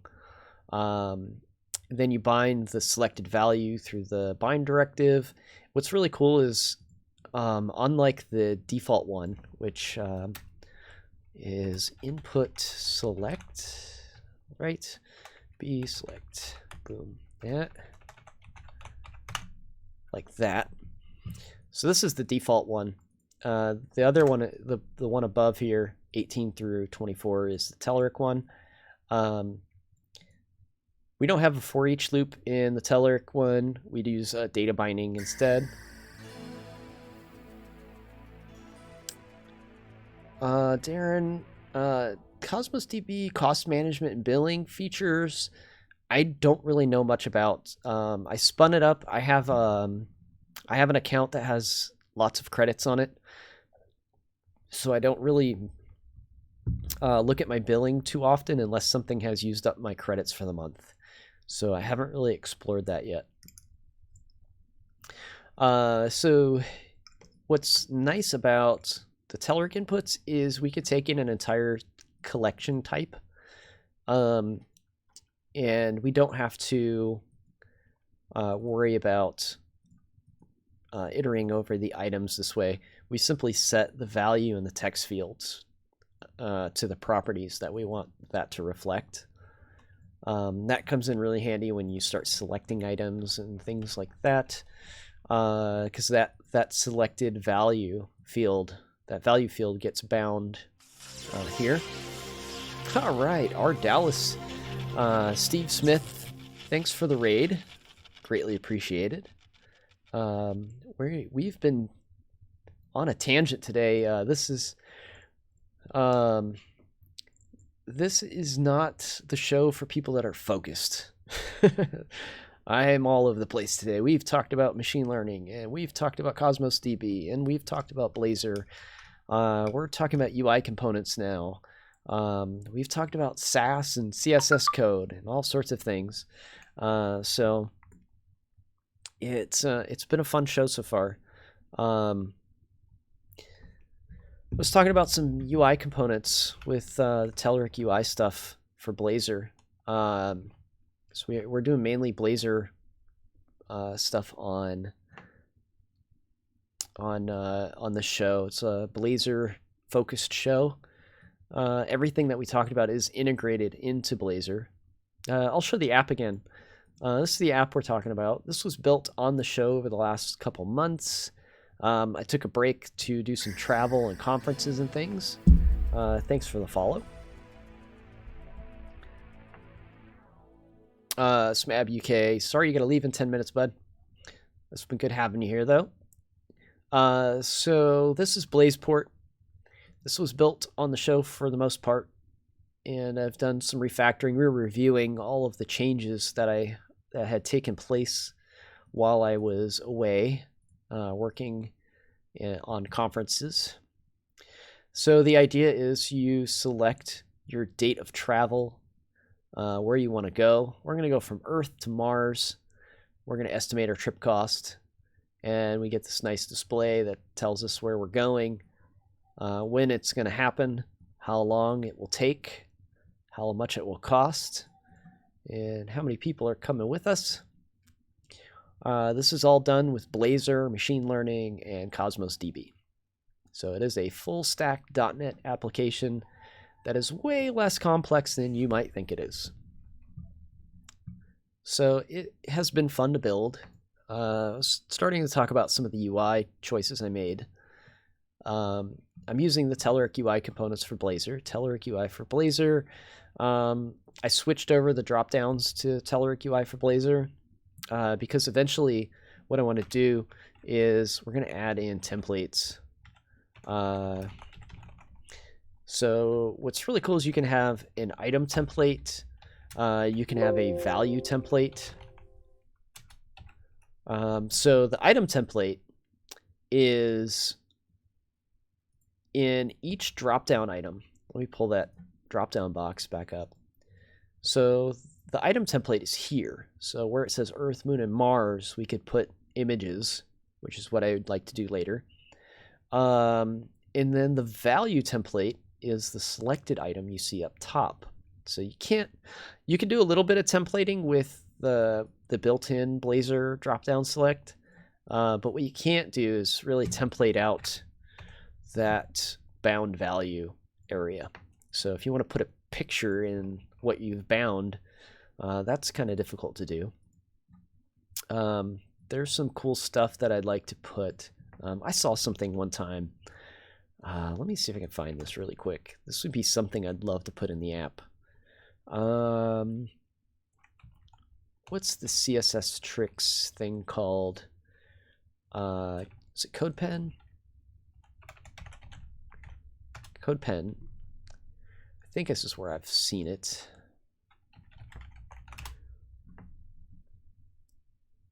Yeah, I think that might be it here. So this would be something fun to put in. Nope, that's not the one. Somebody has done the planets in CSS. Like, it's just the planets graphics. There it is. This would be amazing to put in our drop-down box versus just the words Earth, Mars, etc. Oh, they don't have the moon in there. We'd have to borrow Mercury or something, maybe. Or figure out how to recreate one of these. This is really cool. This is all CSS. Somebody has done this entirely in CSS. There are images, too, that it's mapping to the circles here. This is really cool stuff. I geek out over this kind of crap. It's amazing. I'll drop the pen in inside of... you saw it on a site last week. This has not gotten enough attention then, because it's been around for quite a while. So we could borrow some stuff like that. We would of course credit the user there that submitted that, but that would be a cool thing to put in our dropdown, I think. And we could do that with these Telerik UI components. So that's really cool. The flyout panel we built on the show using some Telerik stuff. It took a couple tries before I understood how to do this with the framework, really. So what we ended up on is there is this Telerik animation container, which is really nice. And what the Telerik animation container does is it creates a invisible box right here where the flyout panel is, and it just pulls this animation across that empty panel. Font variable experiments. Have to check that out. Goran, thanks for the link. Font variable. What the heck? Variable fonts. You've probably never heard of them. You've seen a few. What do you do with them? Make them color. What the heck? Wow. There is no, like, limit to what you can do with CSS and the web and fonts even. Holy cow. Yeah, I haven't seen this one yet. This is really neat. I love it, Gorn. I'll have to read up a little bit more on that later to truly appreciate it. That is really cool, though. So we've got the animation container that we use here. The date picker as well. I've got a nice calendar. I've got a screen that I'm still working on in the admin section that uses the Telerik grid. And we've just added a bunch of new features to the grid, which I need to start incorporating here. So that's why you see all these weird, like AA, A1, all this stuff, which I could circle back on Cosmos again, because there's a weird issue with this again. I think it's any framework related. But anyway, the Telerik grid is really neat because I can come into this thing and I can type in United here. I can spell it right. And I can click filter, and now my grid is filtering all of the United States. I can add new items, and I'm using my flyout panel component again. I have icons thanks to the Telerik stuff as well. It brought in all of the theming that I've used throughout the site, which is super cool. I do have an issue with Cosmos DB on this page, which we'll probably work on a show next week. Actually, I'm traveling next week, so I probably won't be able to do it next week, but the next show, whenever that may be, I'm going to get more consistent, but I also have to be home long enough to do these things.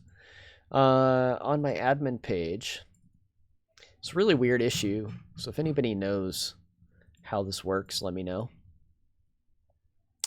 When I save an item to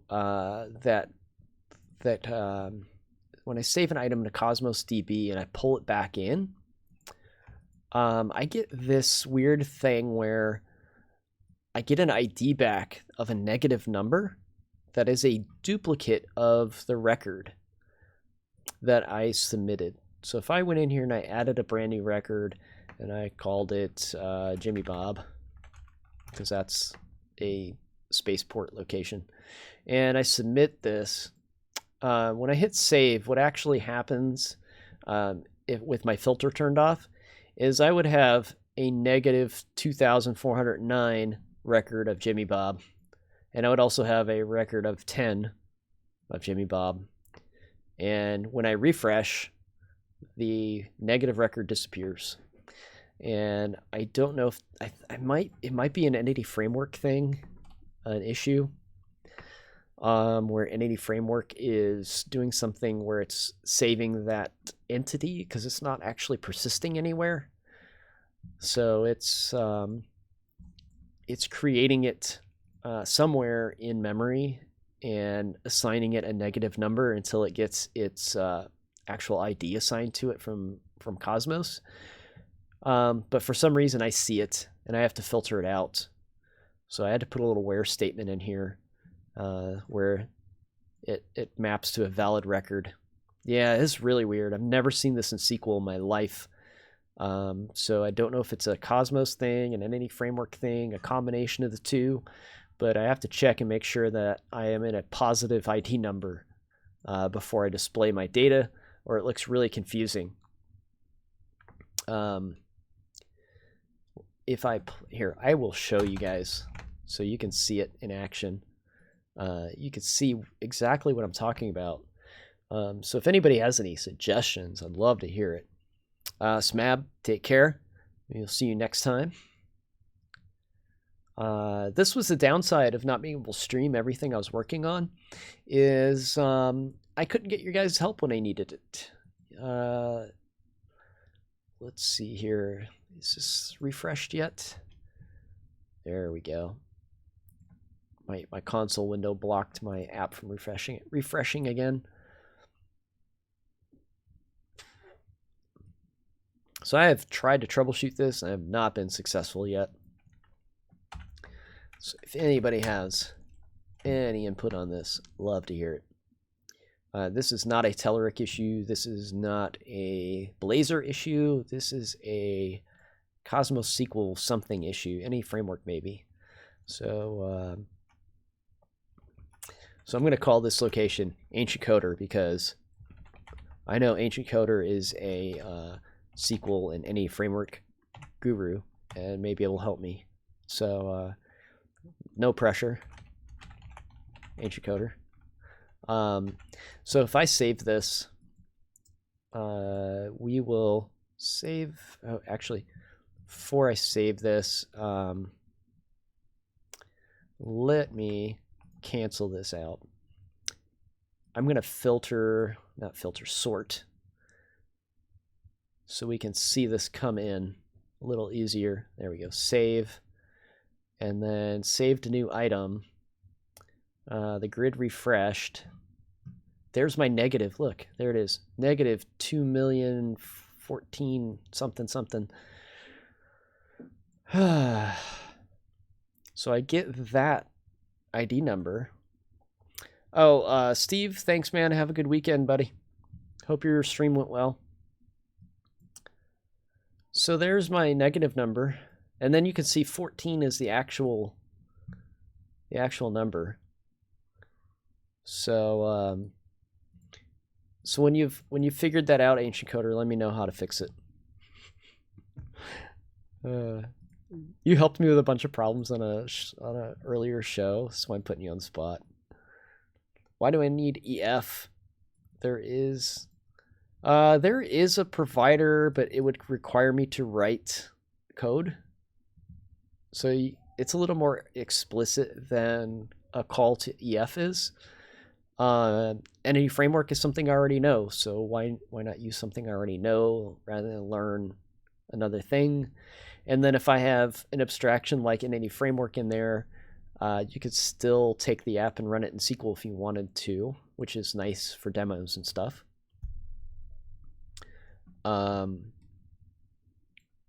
So there are other ways to get data from Cosmos. It's just we might as well beat up the entity framework provider for it. But so watch when I refresh this though. If I refresh my page, that negative number guy is gone.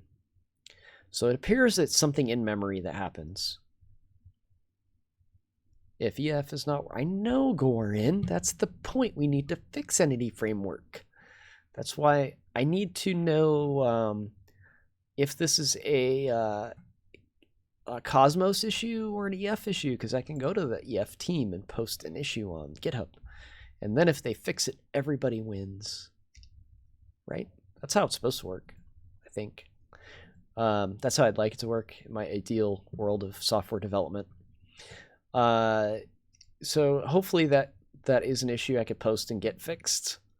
But it's a thing. So in the short term, I have a filter called where are valid records that runs and says where ports are greater than 0, because we should never have a negative ID number. It's only in memory anyway, so. But then I have to pull in another dependency that I can't swap out on the fly. So I could still use the same code for SQL. If I went to a SQL database, this filter would run. It just wouldn't matter.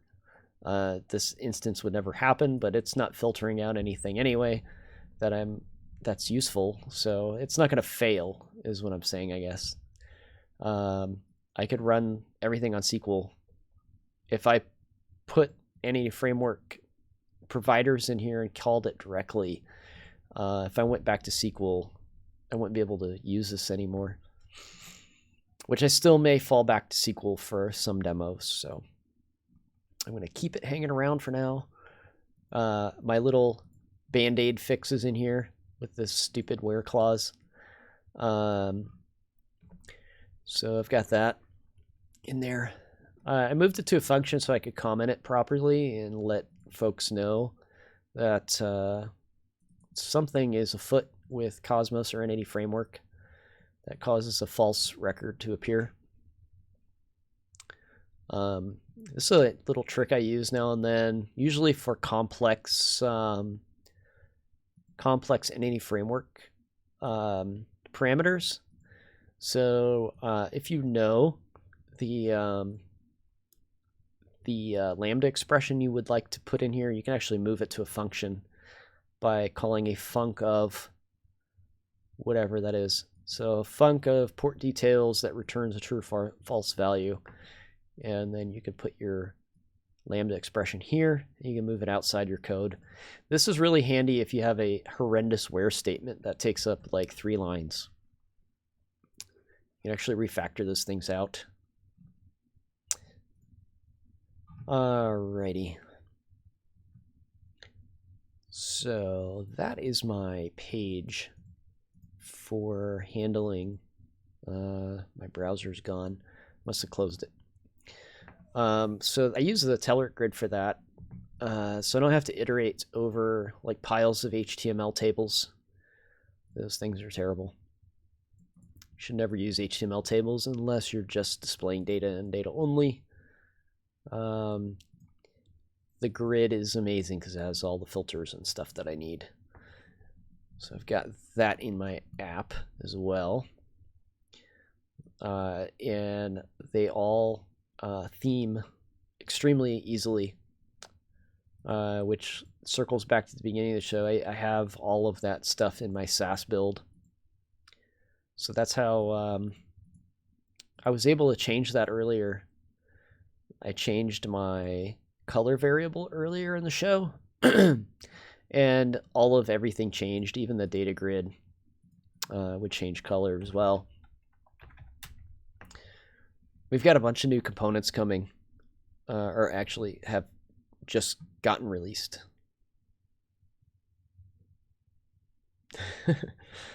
Gordon, you're overthinking this. Is a demo app, buddy.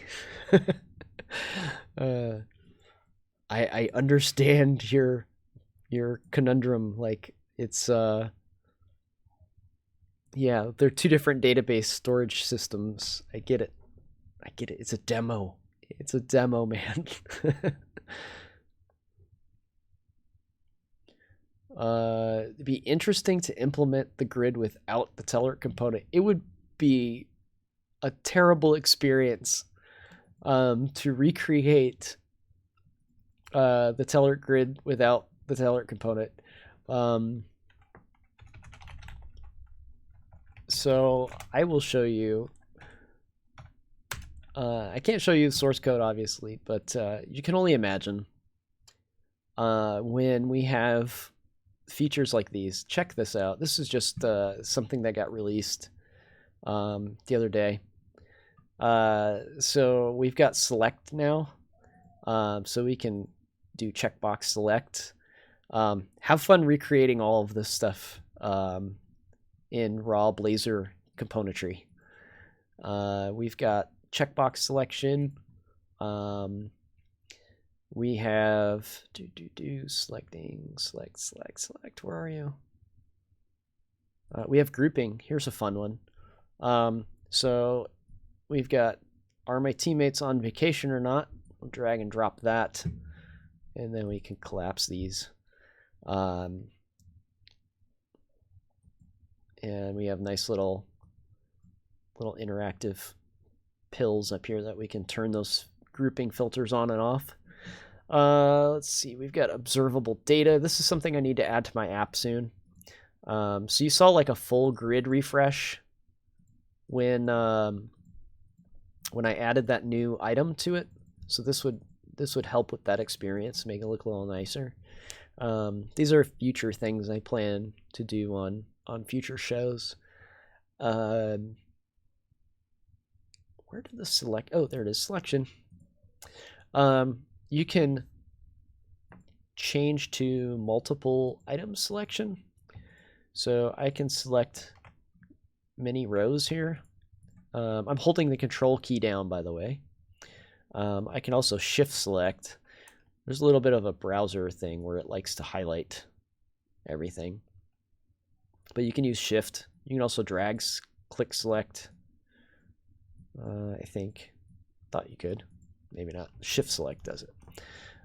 So we have selection, multiple selection, which is really cool. We have checkboxes and all that stuff. Yeah, sure it does remind you of the Kendo grid. Not recreate, but implement the grid. Hey, Calvin. Welcome to the show. Hopefully your stream went well. Was it your first stream today, Calvin? I know you were getting set up. I tried to pop in and say hi and make sure everything was working for you. But it was right before my show, so I didn't have too much time to hang around. Let's see, what other goodies do we have? We've got a new menu component that just came out, which is really nice. I don't have a really big menu system in my app yet, so I don't know if I'll need it. Actually, this would be really cool to have. Right now, those items are listed out individually, but I could have different links underneath these. Would be nice to have a little menu set up for that.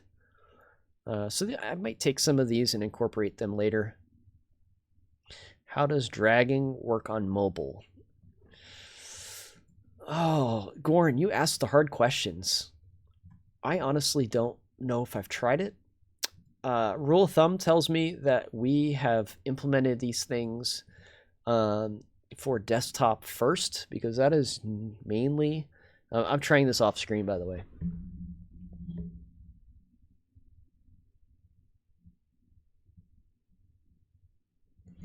Yeah, it doesn't work on my Surface. So it will be something we tackle in the future, but it is not something that it does apparently right now. So it's eventually these things will work on mobile, because that's what we do with all of our components. But I think we're tackling the low-hanging fruit first, and then we work our way up to see what other features we can add. Yeah, mobile turns into a different beast altogether, especially with grids. Grids and mobile are a tricky thing.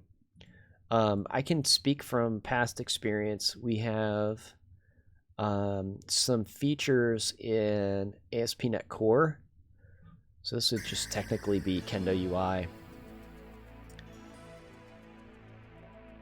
So on our grid, there's actually some really good adaptive behaviors for mobile. So on mobile, oh, we actually have to spoof this. Hang on. So we haven't gotten this far yet on Blazor. We will. Give us time. Give us time. I promise we'll get there. Let's bring up DevTools and switch to mobile. We actually have to... Come on. Where's the... Oh, responsive. We need to make this like an iPhone. What's the new one? That one? Refresh. And then we should get... there's our mobile grid. And you'll see the UI experience is much different. So our paging is has a drop down and stuff like that. And you'll see these ellipsis buttons or kebab menu buttons. And we get actual mobile UI panels for these. So like filtering and stuff like that is done in these type of UIs instead. Instead of trying to display a filter pop-up somewhere, we actually have proper mobile elements like this. We can turn columns off even, stuff like that. So we even have specific editors for mobile. So these things will come in time. I don't see the grouping enabled on here, but I would assume we have some sort of UI for grouping as well. Because like you pointed out, those things don't translate to mobile as well. But you know, we're still early in the ball game here. We're rebuilding everything from scratch to be Blazor components. So we're getting there. We've got a lot of work ahead of us, but progress we've made so far has been really nice. The data grid has some of the core features already. We've got some cool animation stuff that's really useful. We've got a brand new host, Developers Garage. Thanks for the hosting. Appreciate that. That about wraps it up for the BlazePort app, I think. Unless anybody has questions, I'm more than happy to dig into how something works. But it's been a fun project. We'll keep hacking away at it. It may not be the main focus of the show anymore, but it will be something that we bring up and hack at from time to time. I want to get back into hacking away on community projects again, because that was fun. Are there any other companies that have Blazor components available? I will say yes. I won't name them on the show just because I work for Progress and they wouldn't like that. We are ahead of the game, I believe, and we have the best offering out there right now. A lot of competitors have chosen to wrap JavaScript components. Wrapping JavaScript components is a terrible idea. There are some that are putting out false information about the speed of Blazor, and that being their choice for choosing JavaScript components over using Blazor's internal framework. It's really a straw man argument. I won't get into the details on it right this minute. I don't want to name specifics for one reason or another. I will say that we have an article out that explains why we chose to use native components. And we have some very good reasons. We're seeing some really really good benefits to using the native stuff. Our templates that I mentioned with our drop-down boxes and our grids and everything have this templating that is the most native Blazor experience you could possibly get because it is Blazor. But what's really cool is, for example, if I wanted to do something absolutely insane, like pull a drop-down box and put a another component inside of it, I could do that, no problem. And when you're using JavaScript stuff, that doesn't work quite as well. Another thing you'll see, telltale sign of components that are, I'll use Goran's term here, cheating and using JavaScript. It's not even so much cheating for me. It's the fact that you're bypassing the rendering engine of Blazor when you use JavaScript. It bleeds through. It uses really, it's really introducing a leaky abstraction into the system. So what you'll see is, for example, I'll pull up my editor where I have all my drop downs. Here's my form. So I have, for example, like the teller drop down list. You don't see ID in here anywhere, do you? If you are building JavaScript components, you have to have IDs to reference those components. So that's a code smell for me. Yeah, mixing JavaScript in there, it gets hacky really fast. Silly porridge. Is there a file upload component? No, there is not yet. And that is something we really need to focus on because file uploads are really hard to do in Blazor. There's a nice community project out there, though, that lets you attach to an input. If you go to NuGet, file, Blazor, file upload.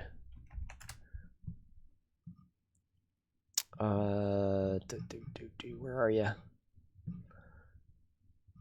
I'm trying to remember the name of it. There it is. TWER file upload reader, file reader. This one has generally been up to date. Boo, look at that. Last updated 6 hours ago. It's not a component, so to speak. It is a JavaScript interop, which JavaScript is required. When I say we shouldn't be wrapping UI components with JavaScript, I'm not saying we should ignore JavaScript exists. We shouldn't be letting JavaScript do the rendering of our HTML for us. We do need it to access certain APIs, and you do need it for Canvas still. So if you're going to render Canvas, that's another story. But I digress. If you go to this project, you can see examples. I've used it ages ago on the show. I haven't used it recently, but I'm assuming it works in a very similar way as it used to. But you can call, yeah, this is the example here. You can call use stream, use memory stream, and you can read files with this. You attach it to an input box of type file, and that works really well. Another code smell, by the way, ref can be a code smell. This can be an identifier that you're using a lot of JavaScript behind the scenes. So there you go. So this will work. This I put in projects before. It works well. But I would love to see us build a file upload component. It's not something that has bubbled up to the top of our priority list yet. There's a lot of cool stuff coming though in the next couple months. Let's see here. While we're talking about community projects, I want to get more of those on the show again. That was a lot of fun doing those every Friday. Just trying to pop out any changes I made here. So let's pull up a community project of my own real quick. Sorry for the self-promotion, but this one I want to get some input on. It's been a lot of fun making. And let's see, I got a random Blazor app here. I'm just going to pull up a file new project app. So while I've got some folks on the show listening in, I'd love to hear your input. We've got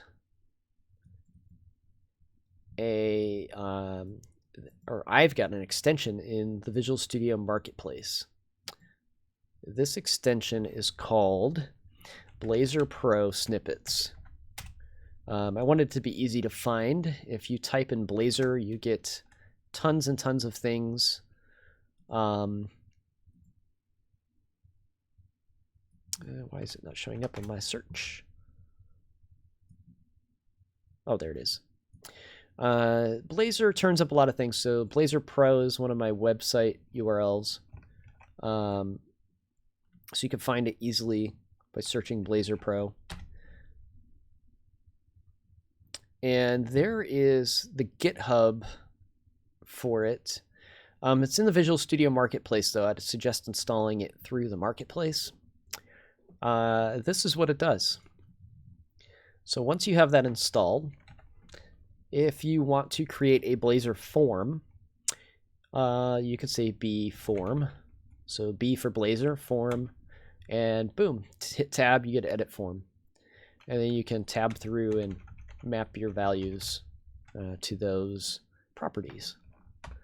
So that works really nicely. Notice I don't have a code block here, so I can say B code, tab, and I get a parameter and an on init method here. So I could set up my form, maybe something like that. Let's see here. We've got our initialize function stubbed out for us so we could hook into things. I'm terrible at remembering all the lifecycle methods. So we've also got B code lifecycle methods, code LM. There's all the lifecycle methods for you guys. Got parameter on initialized async. Notice it's been updated on after render and on parameter set. So there's our code snippet for that. What if I'm terrible at remembering what the code snippets are? I wish more code snippets did this. So I've got bhelp tab. This is all the code snippets. So there's built-in help.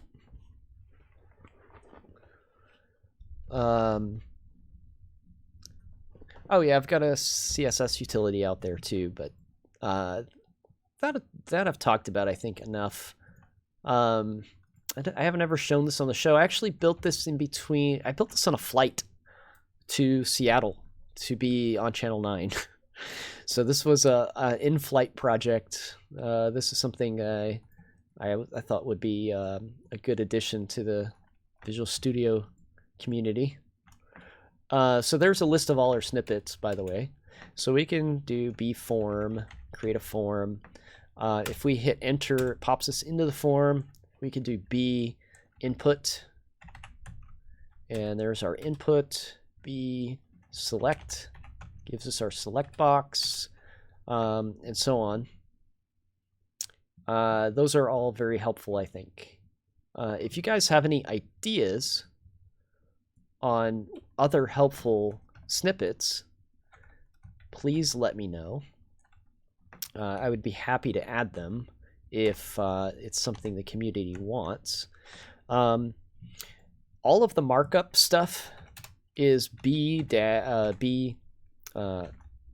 keyword, like that. Come on. So B word. There we. No, that's the B word. That's not what I meant. You guys know I didn't mean the B word.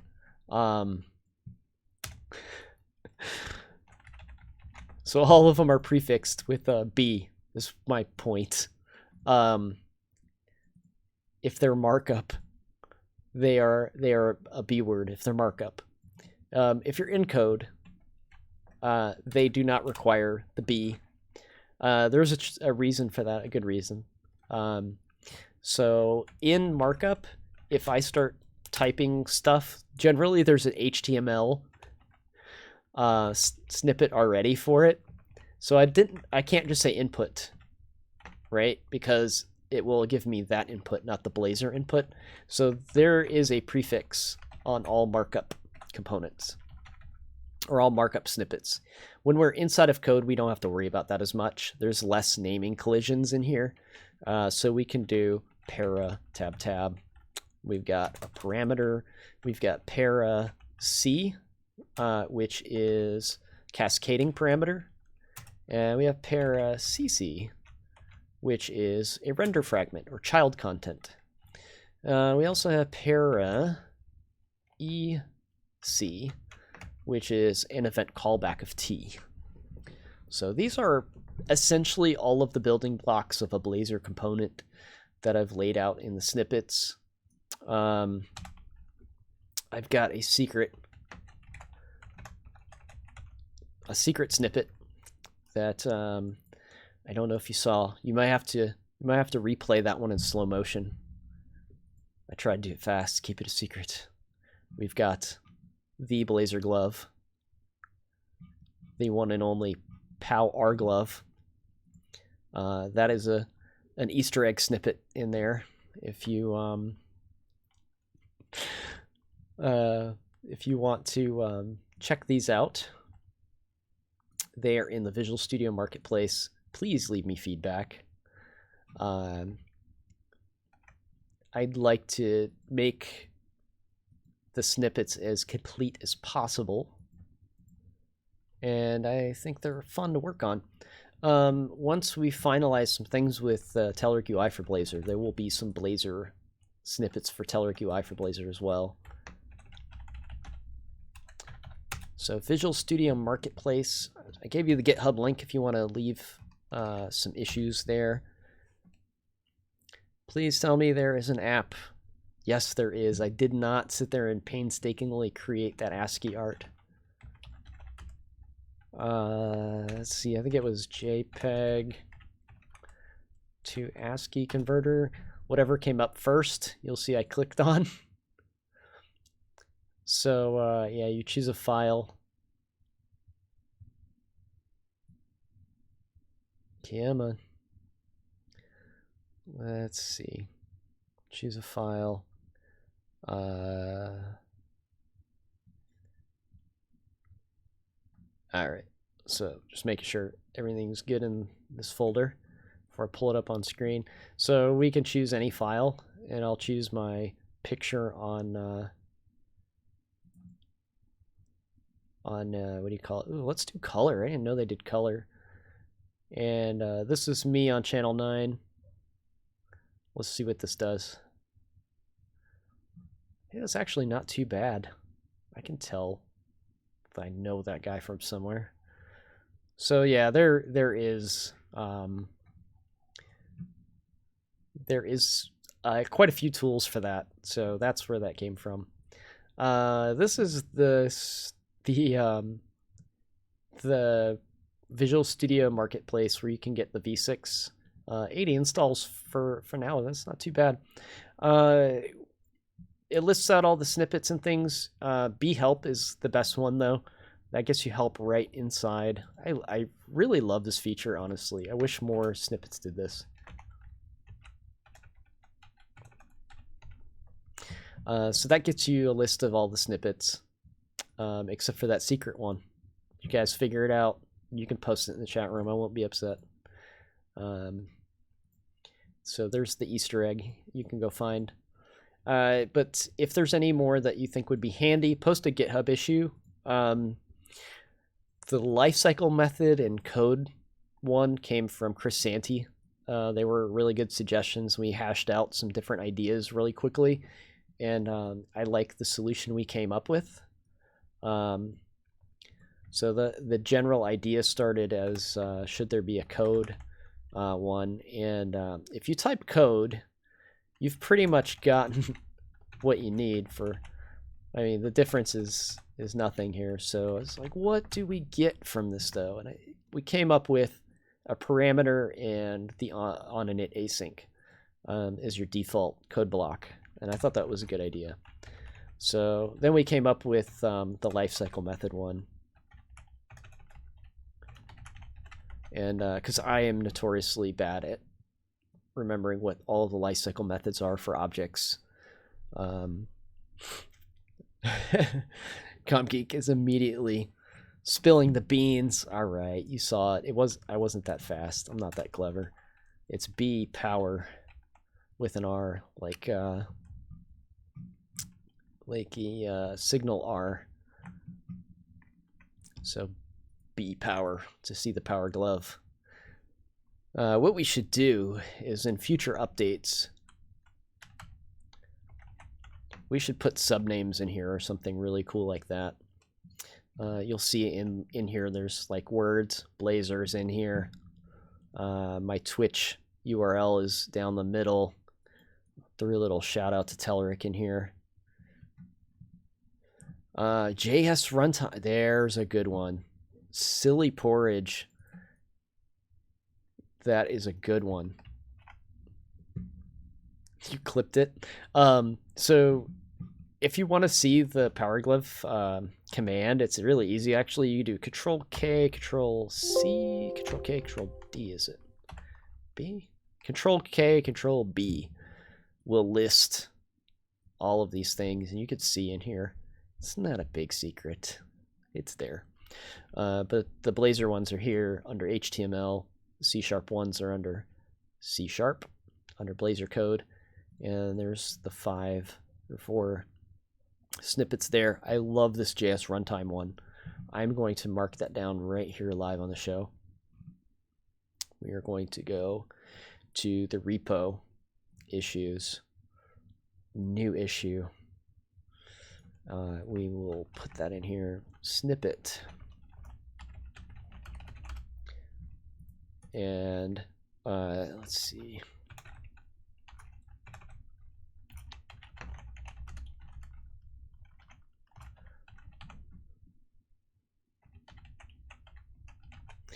I don't know if you're on GitHub, but we will give you a shout out that way anyway. So we'll do something with this. Don't know what exactly yet. We'll come up with some ideas though. I'll post them in the issue. But there's actually probably a few snippets that could be made around JavaScript, invoking JavaScript. So we don't have to go back and like look at docs every time we want to do something with JavaScript in Blazor. So that's a really, really good one. Thank you. Great suggestion, Silly Porridge. So what we'll do, so we'll find something fun to do with this. Maybe we'll put like sub names, like subscriber names in here. So the Easter egg will grow over time, and we'll have show sub names in here. That's something we could do. There is a known issue, by the way. I'm working on getting some attention from the Visual Studio team. Mads, I've tried to reach out to Mads on this. He has commented on it. I don't know what the current state of this is, but Mads Christensen and let's see, Christian Gunderman have commented. But what it happens is if this happens to you, there is troubleshooting tips in the GitHub issue here. This is an issue with Visual Studio Preview, I believe. And what happens is if you run the v6 for the snippets, the first time they install perfectly. We hit Control KB, you can see them right here. If I install this a second time to do an update, or maybe I've uninstalled it for some reason, had to reinstall it, this folder will have a yellow warning symbol above it, and you will see no snippets inside of it, and you completely lose everything, or the snippets themselves just aren't updated. I don't know why it does this. I'm assuming it has something to do with the sandboxed nature of Visual Studio 2019. So Visual Studio 2019, due to the side-by-side installs, every instance of Visual Studio 2019 has its own registry. It has a private registry that keeps its keys in. They're all versioned So you see weird stuff like this in the file names. There are corresponding registry keys to these things. Here's another one that's all gibberish. At one point in time, these were just version numbers and a static path. So this would be the version number of Visual Studio extensions, and I believe the version number of my extension. So it should be like 1.6 or something here. Instead, it tries to version all this stuff out. It comes out like this. I think this is something to do with the issue. I don't know. I don't have the means to troubleshoot it. It is within the Visual Studio code base somewhere. So I think this is the issue. It's something to do with pathing or that private registry, and it can't properly write the new version back to the directory it belongs in. So you have to do some manual operations to go in and fix those. It's not terrible. It just shouldn't happen. And I think it's not a scenario that people run into on a daily basis unless you're doing a lot of work with snippets and updating the package frequently. But it is an issue. It is reported. I'll let you guys know if it ever gets taken care of. Until then, if I do an update and it doesn't work, you know where to look. So we got one good suggestion so far today. Feel free to chime in on the GitHub repo, and we can make that thing really slick with your suggestions. Fun fact, by the way, before I close this out, the Blazor glove, it has a lot of cues in it. This is fun because what happens is when you generate that ASCII art. So let's do one more here. That was JPEG to ASCII. What happens when you do this is it really likes to insert the @ symbol. Let's do some Breaking Bad. So we got a Heisenberg here. That one doesn't have it. My glove did. My glove was made of 90% @ symbols. So when you did this, all of these cues were @ symbols, and it wreaked absolute havoc on Visual Studio because, as you know, the @ symbol is reserved for Blazor or Razor. So it was doing this over and over again. So it's escape on escape, escape on escape of Blazor or Razor syntax. And it took forever for this to display, and once it did, it wasn't coming out right. It was all just a bunch of hot mess. And it actually made errors in your file, which I don't want to do to your files. So I replaced all of those @ symbols with cues instead. So just a little fun fact of how this got made and some of the goofy things I ran into. So a little Easter egg for the Easter egg. It is almost 3 o'clock my time. It's been fun, but I think we have to call it quits for the day, folks. If there's anything that you'd like to see on an upcoming show, please let me know. I'm going to try to get some more community projects on the show again now that the BlazePort effort is not as much of a priority as it once was. It's still going to be a thing that we do on the show, but it won't be the topic of every single show. I will be traveling again next week, so I don't know exactly when the next show will be, unfortunately. I will be at Music City Code. So if you are in the Nashville area, I don't know if there's tickets available still. We can click on this and see. There are possibly tickets available still. If you're in the Nashville area, you want to jump into the Music City tech scene. Music City Code is where all of the the developer sessions will be. There's other stuff too. I think there's a data track and an agile track, but we've got lots of good people out there. Familiar face here.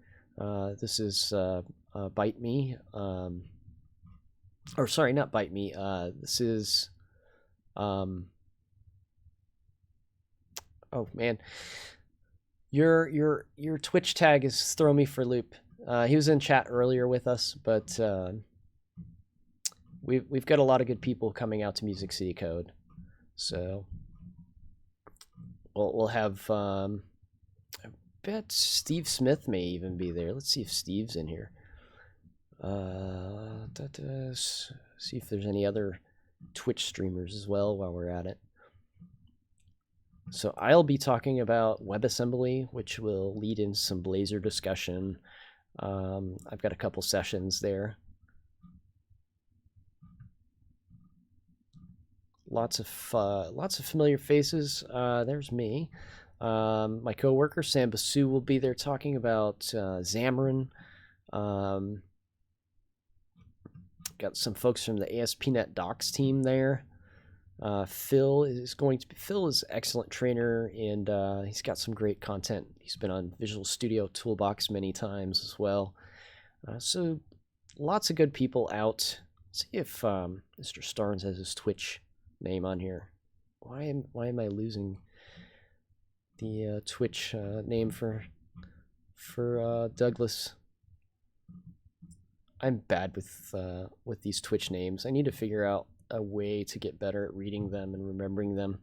But he was in the chat room earlier talking with us. So if you get a chance, if you're down in that area, stop in, say hi.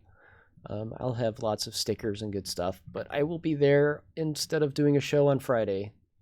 So if you don't see me on Twitch for a little while, that's why. And I have a offsite meeting the week after.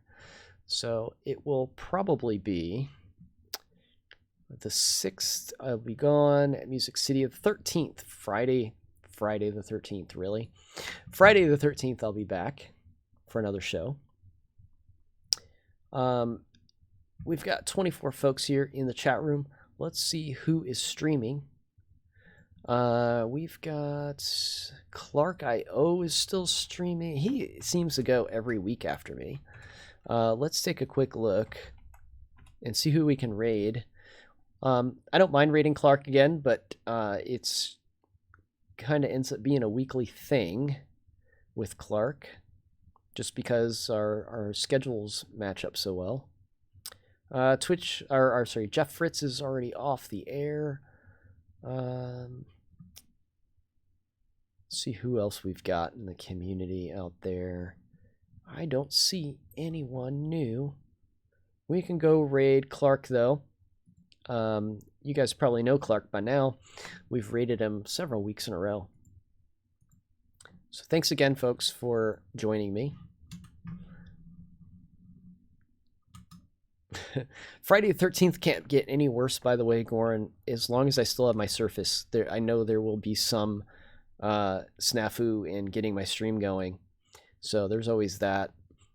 I'm still not happy. It really disappoints me. I'm going to end the show how I started it. It really disappoints me on how there's different teams at Microsoft. So you can't say it's Microsoft. It is the Surface team, whoever's involved with getting those Surface books patched properly. Somebody needs to take the reins on that and fix what's going on. Multiple users reporting the same issue and no resolution doesn't make me want to tell people to go out and buy one. So it really needs to be fixed. But on a positive note, we're going to go say hi to Clark IO. Make sure you throw him a Blazor emoji or a glove if you got one. Let's go see what he's up to. We will head over there in just a second. We have a little countdown going.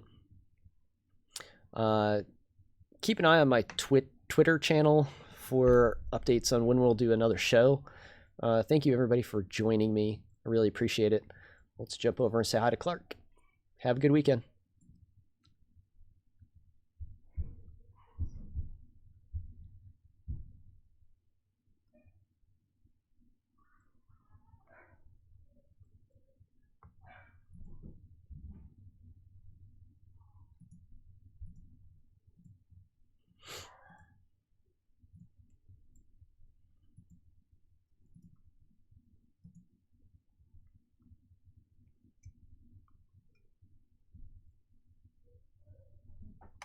Whoa, whoa, whoa. When you eat Reese's for dessert, is it over too fast? Well, then chill your Reese's. You'll eat it slower. I wouldn't know. I swallow mine whole. Like a duck. Not sorry, Reese's. It still play that.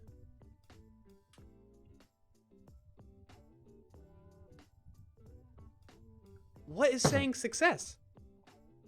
That's what I'm trying to see. The Clarkio bot, folks. Those of you that just raided from Edge stream, I'm trying to understand why the Clarkio bot is responding.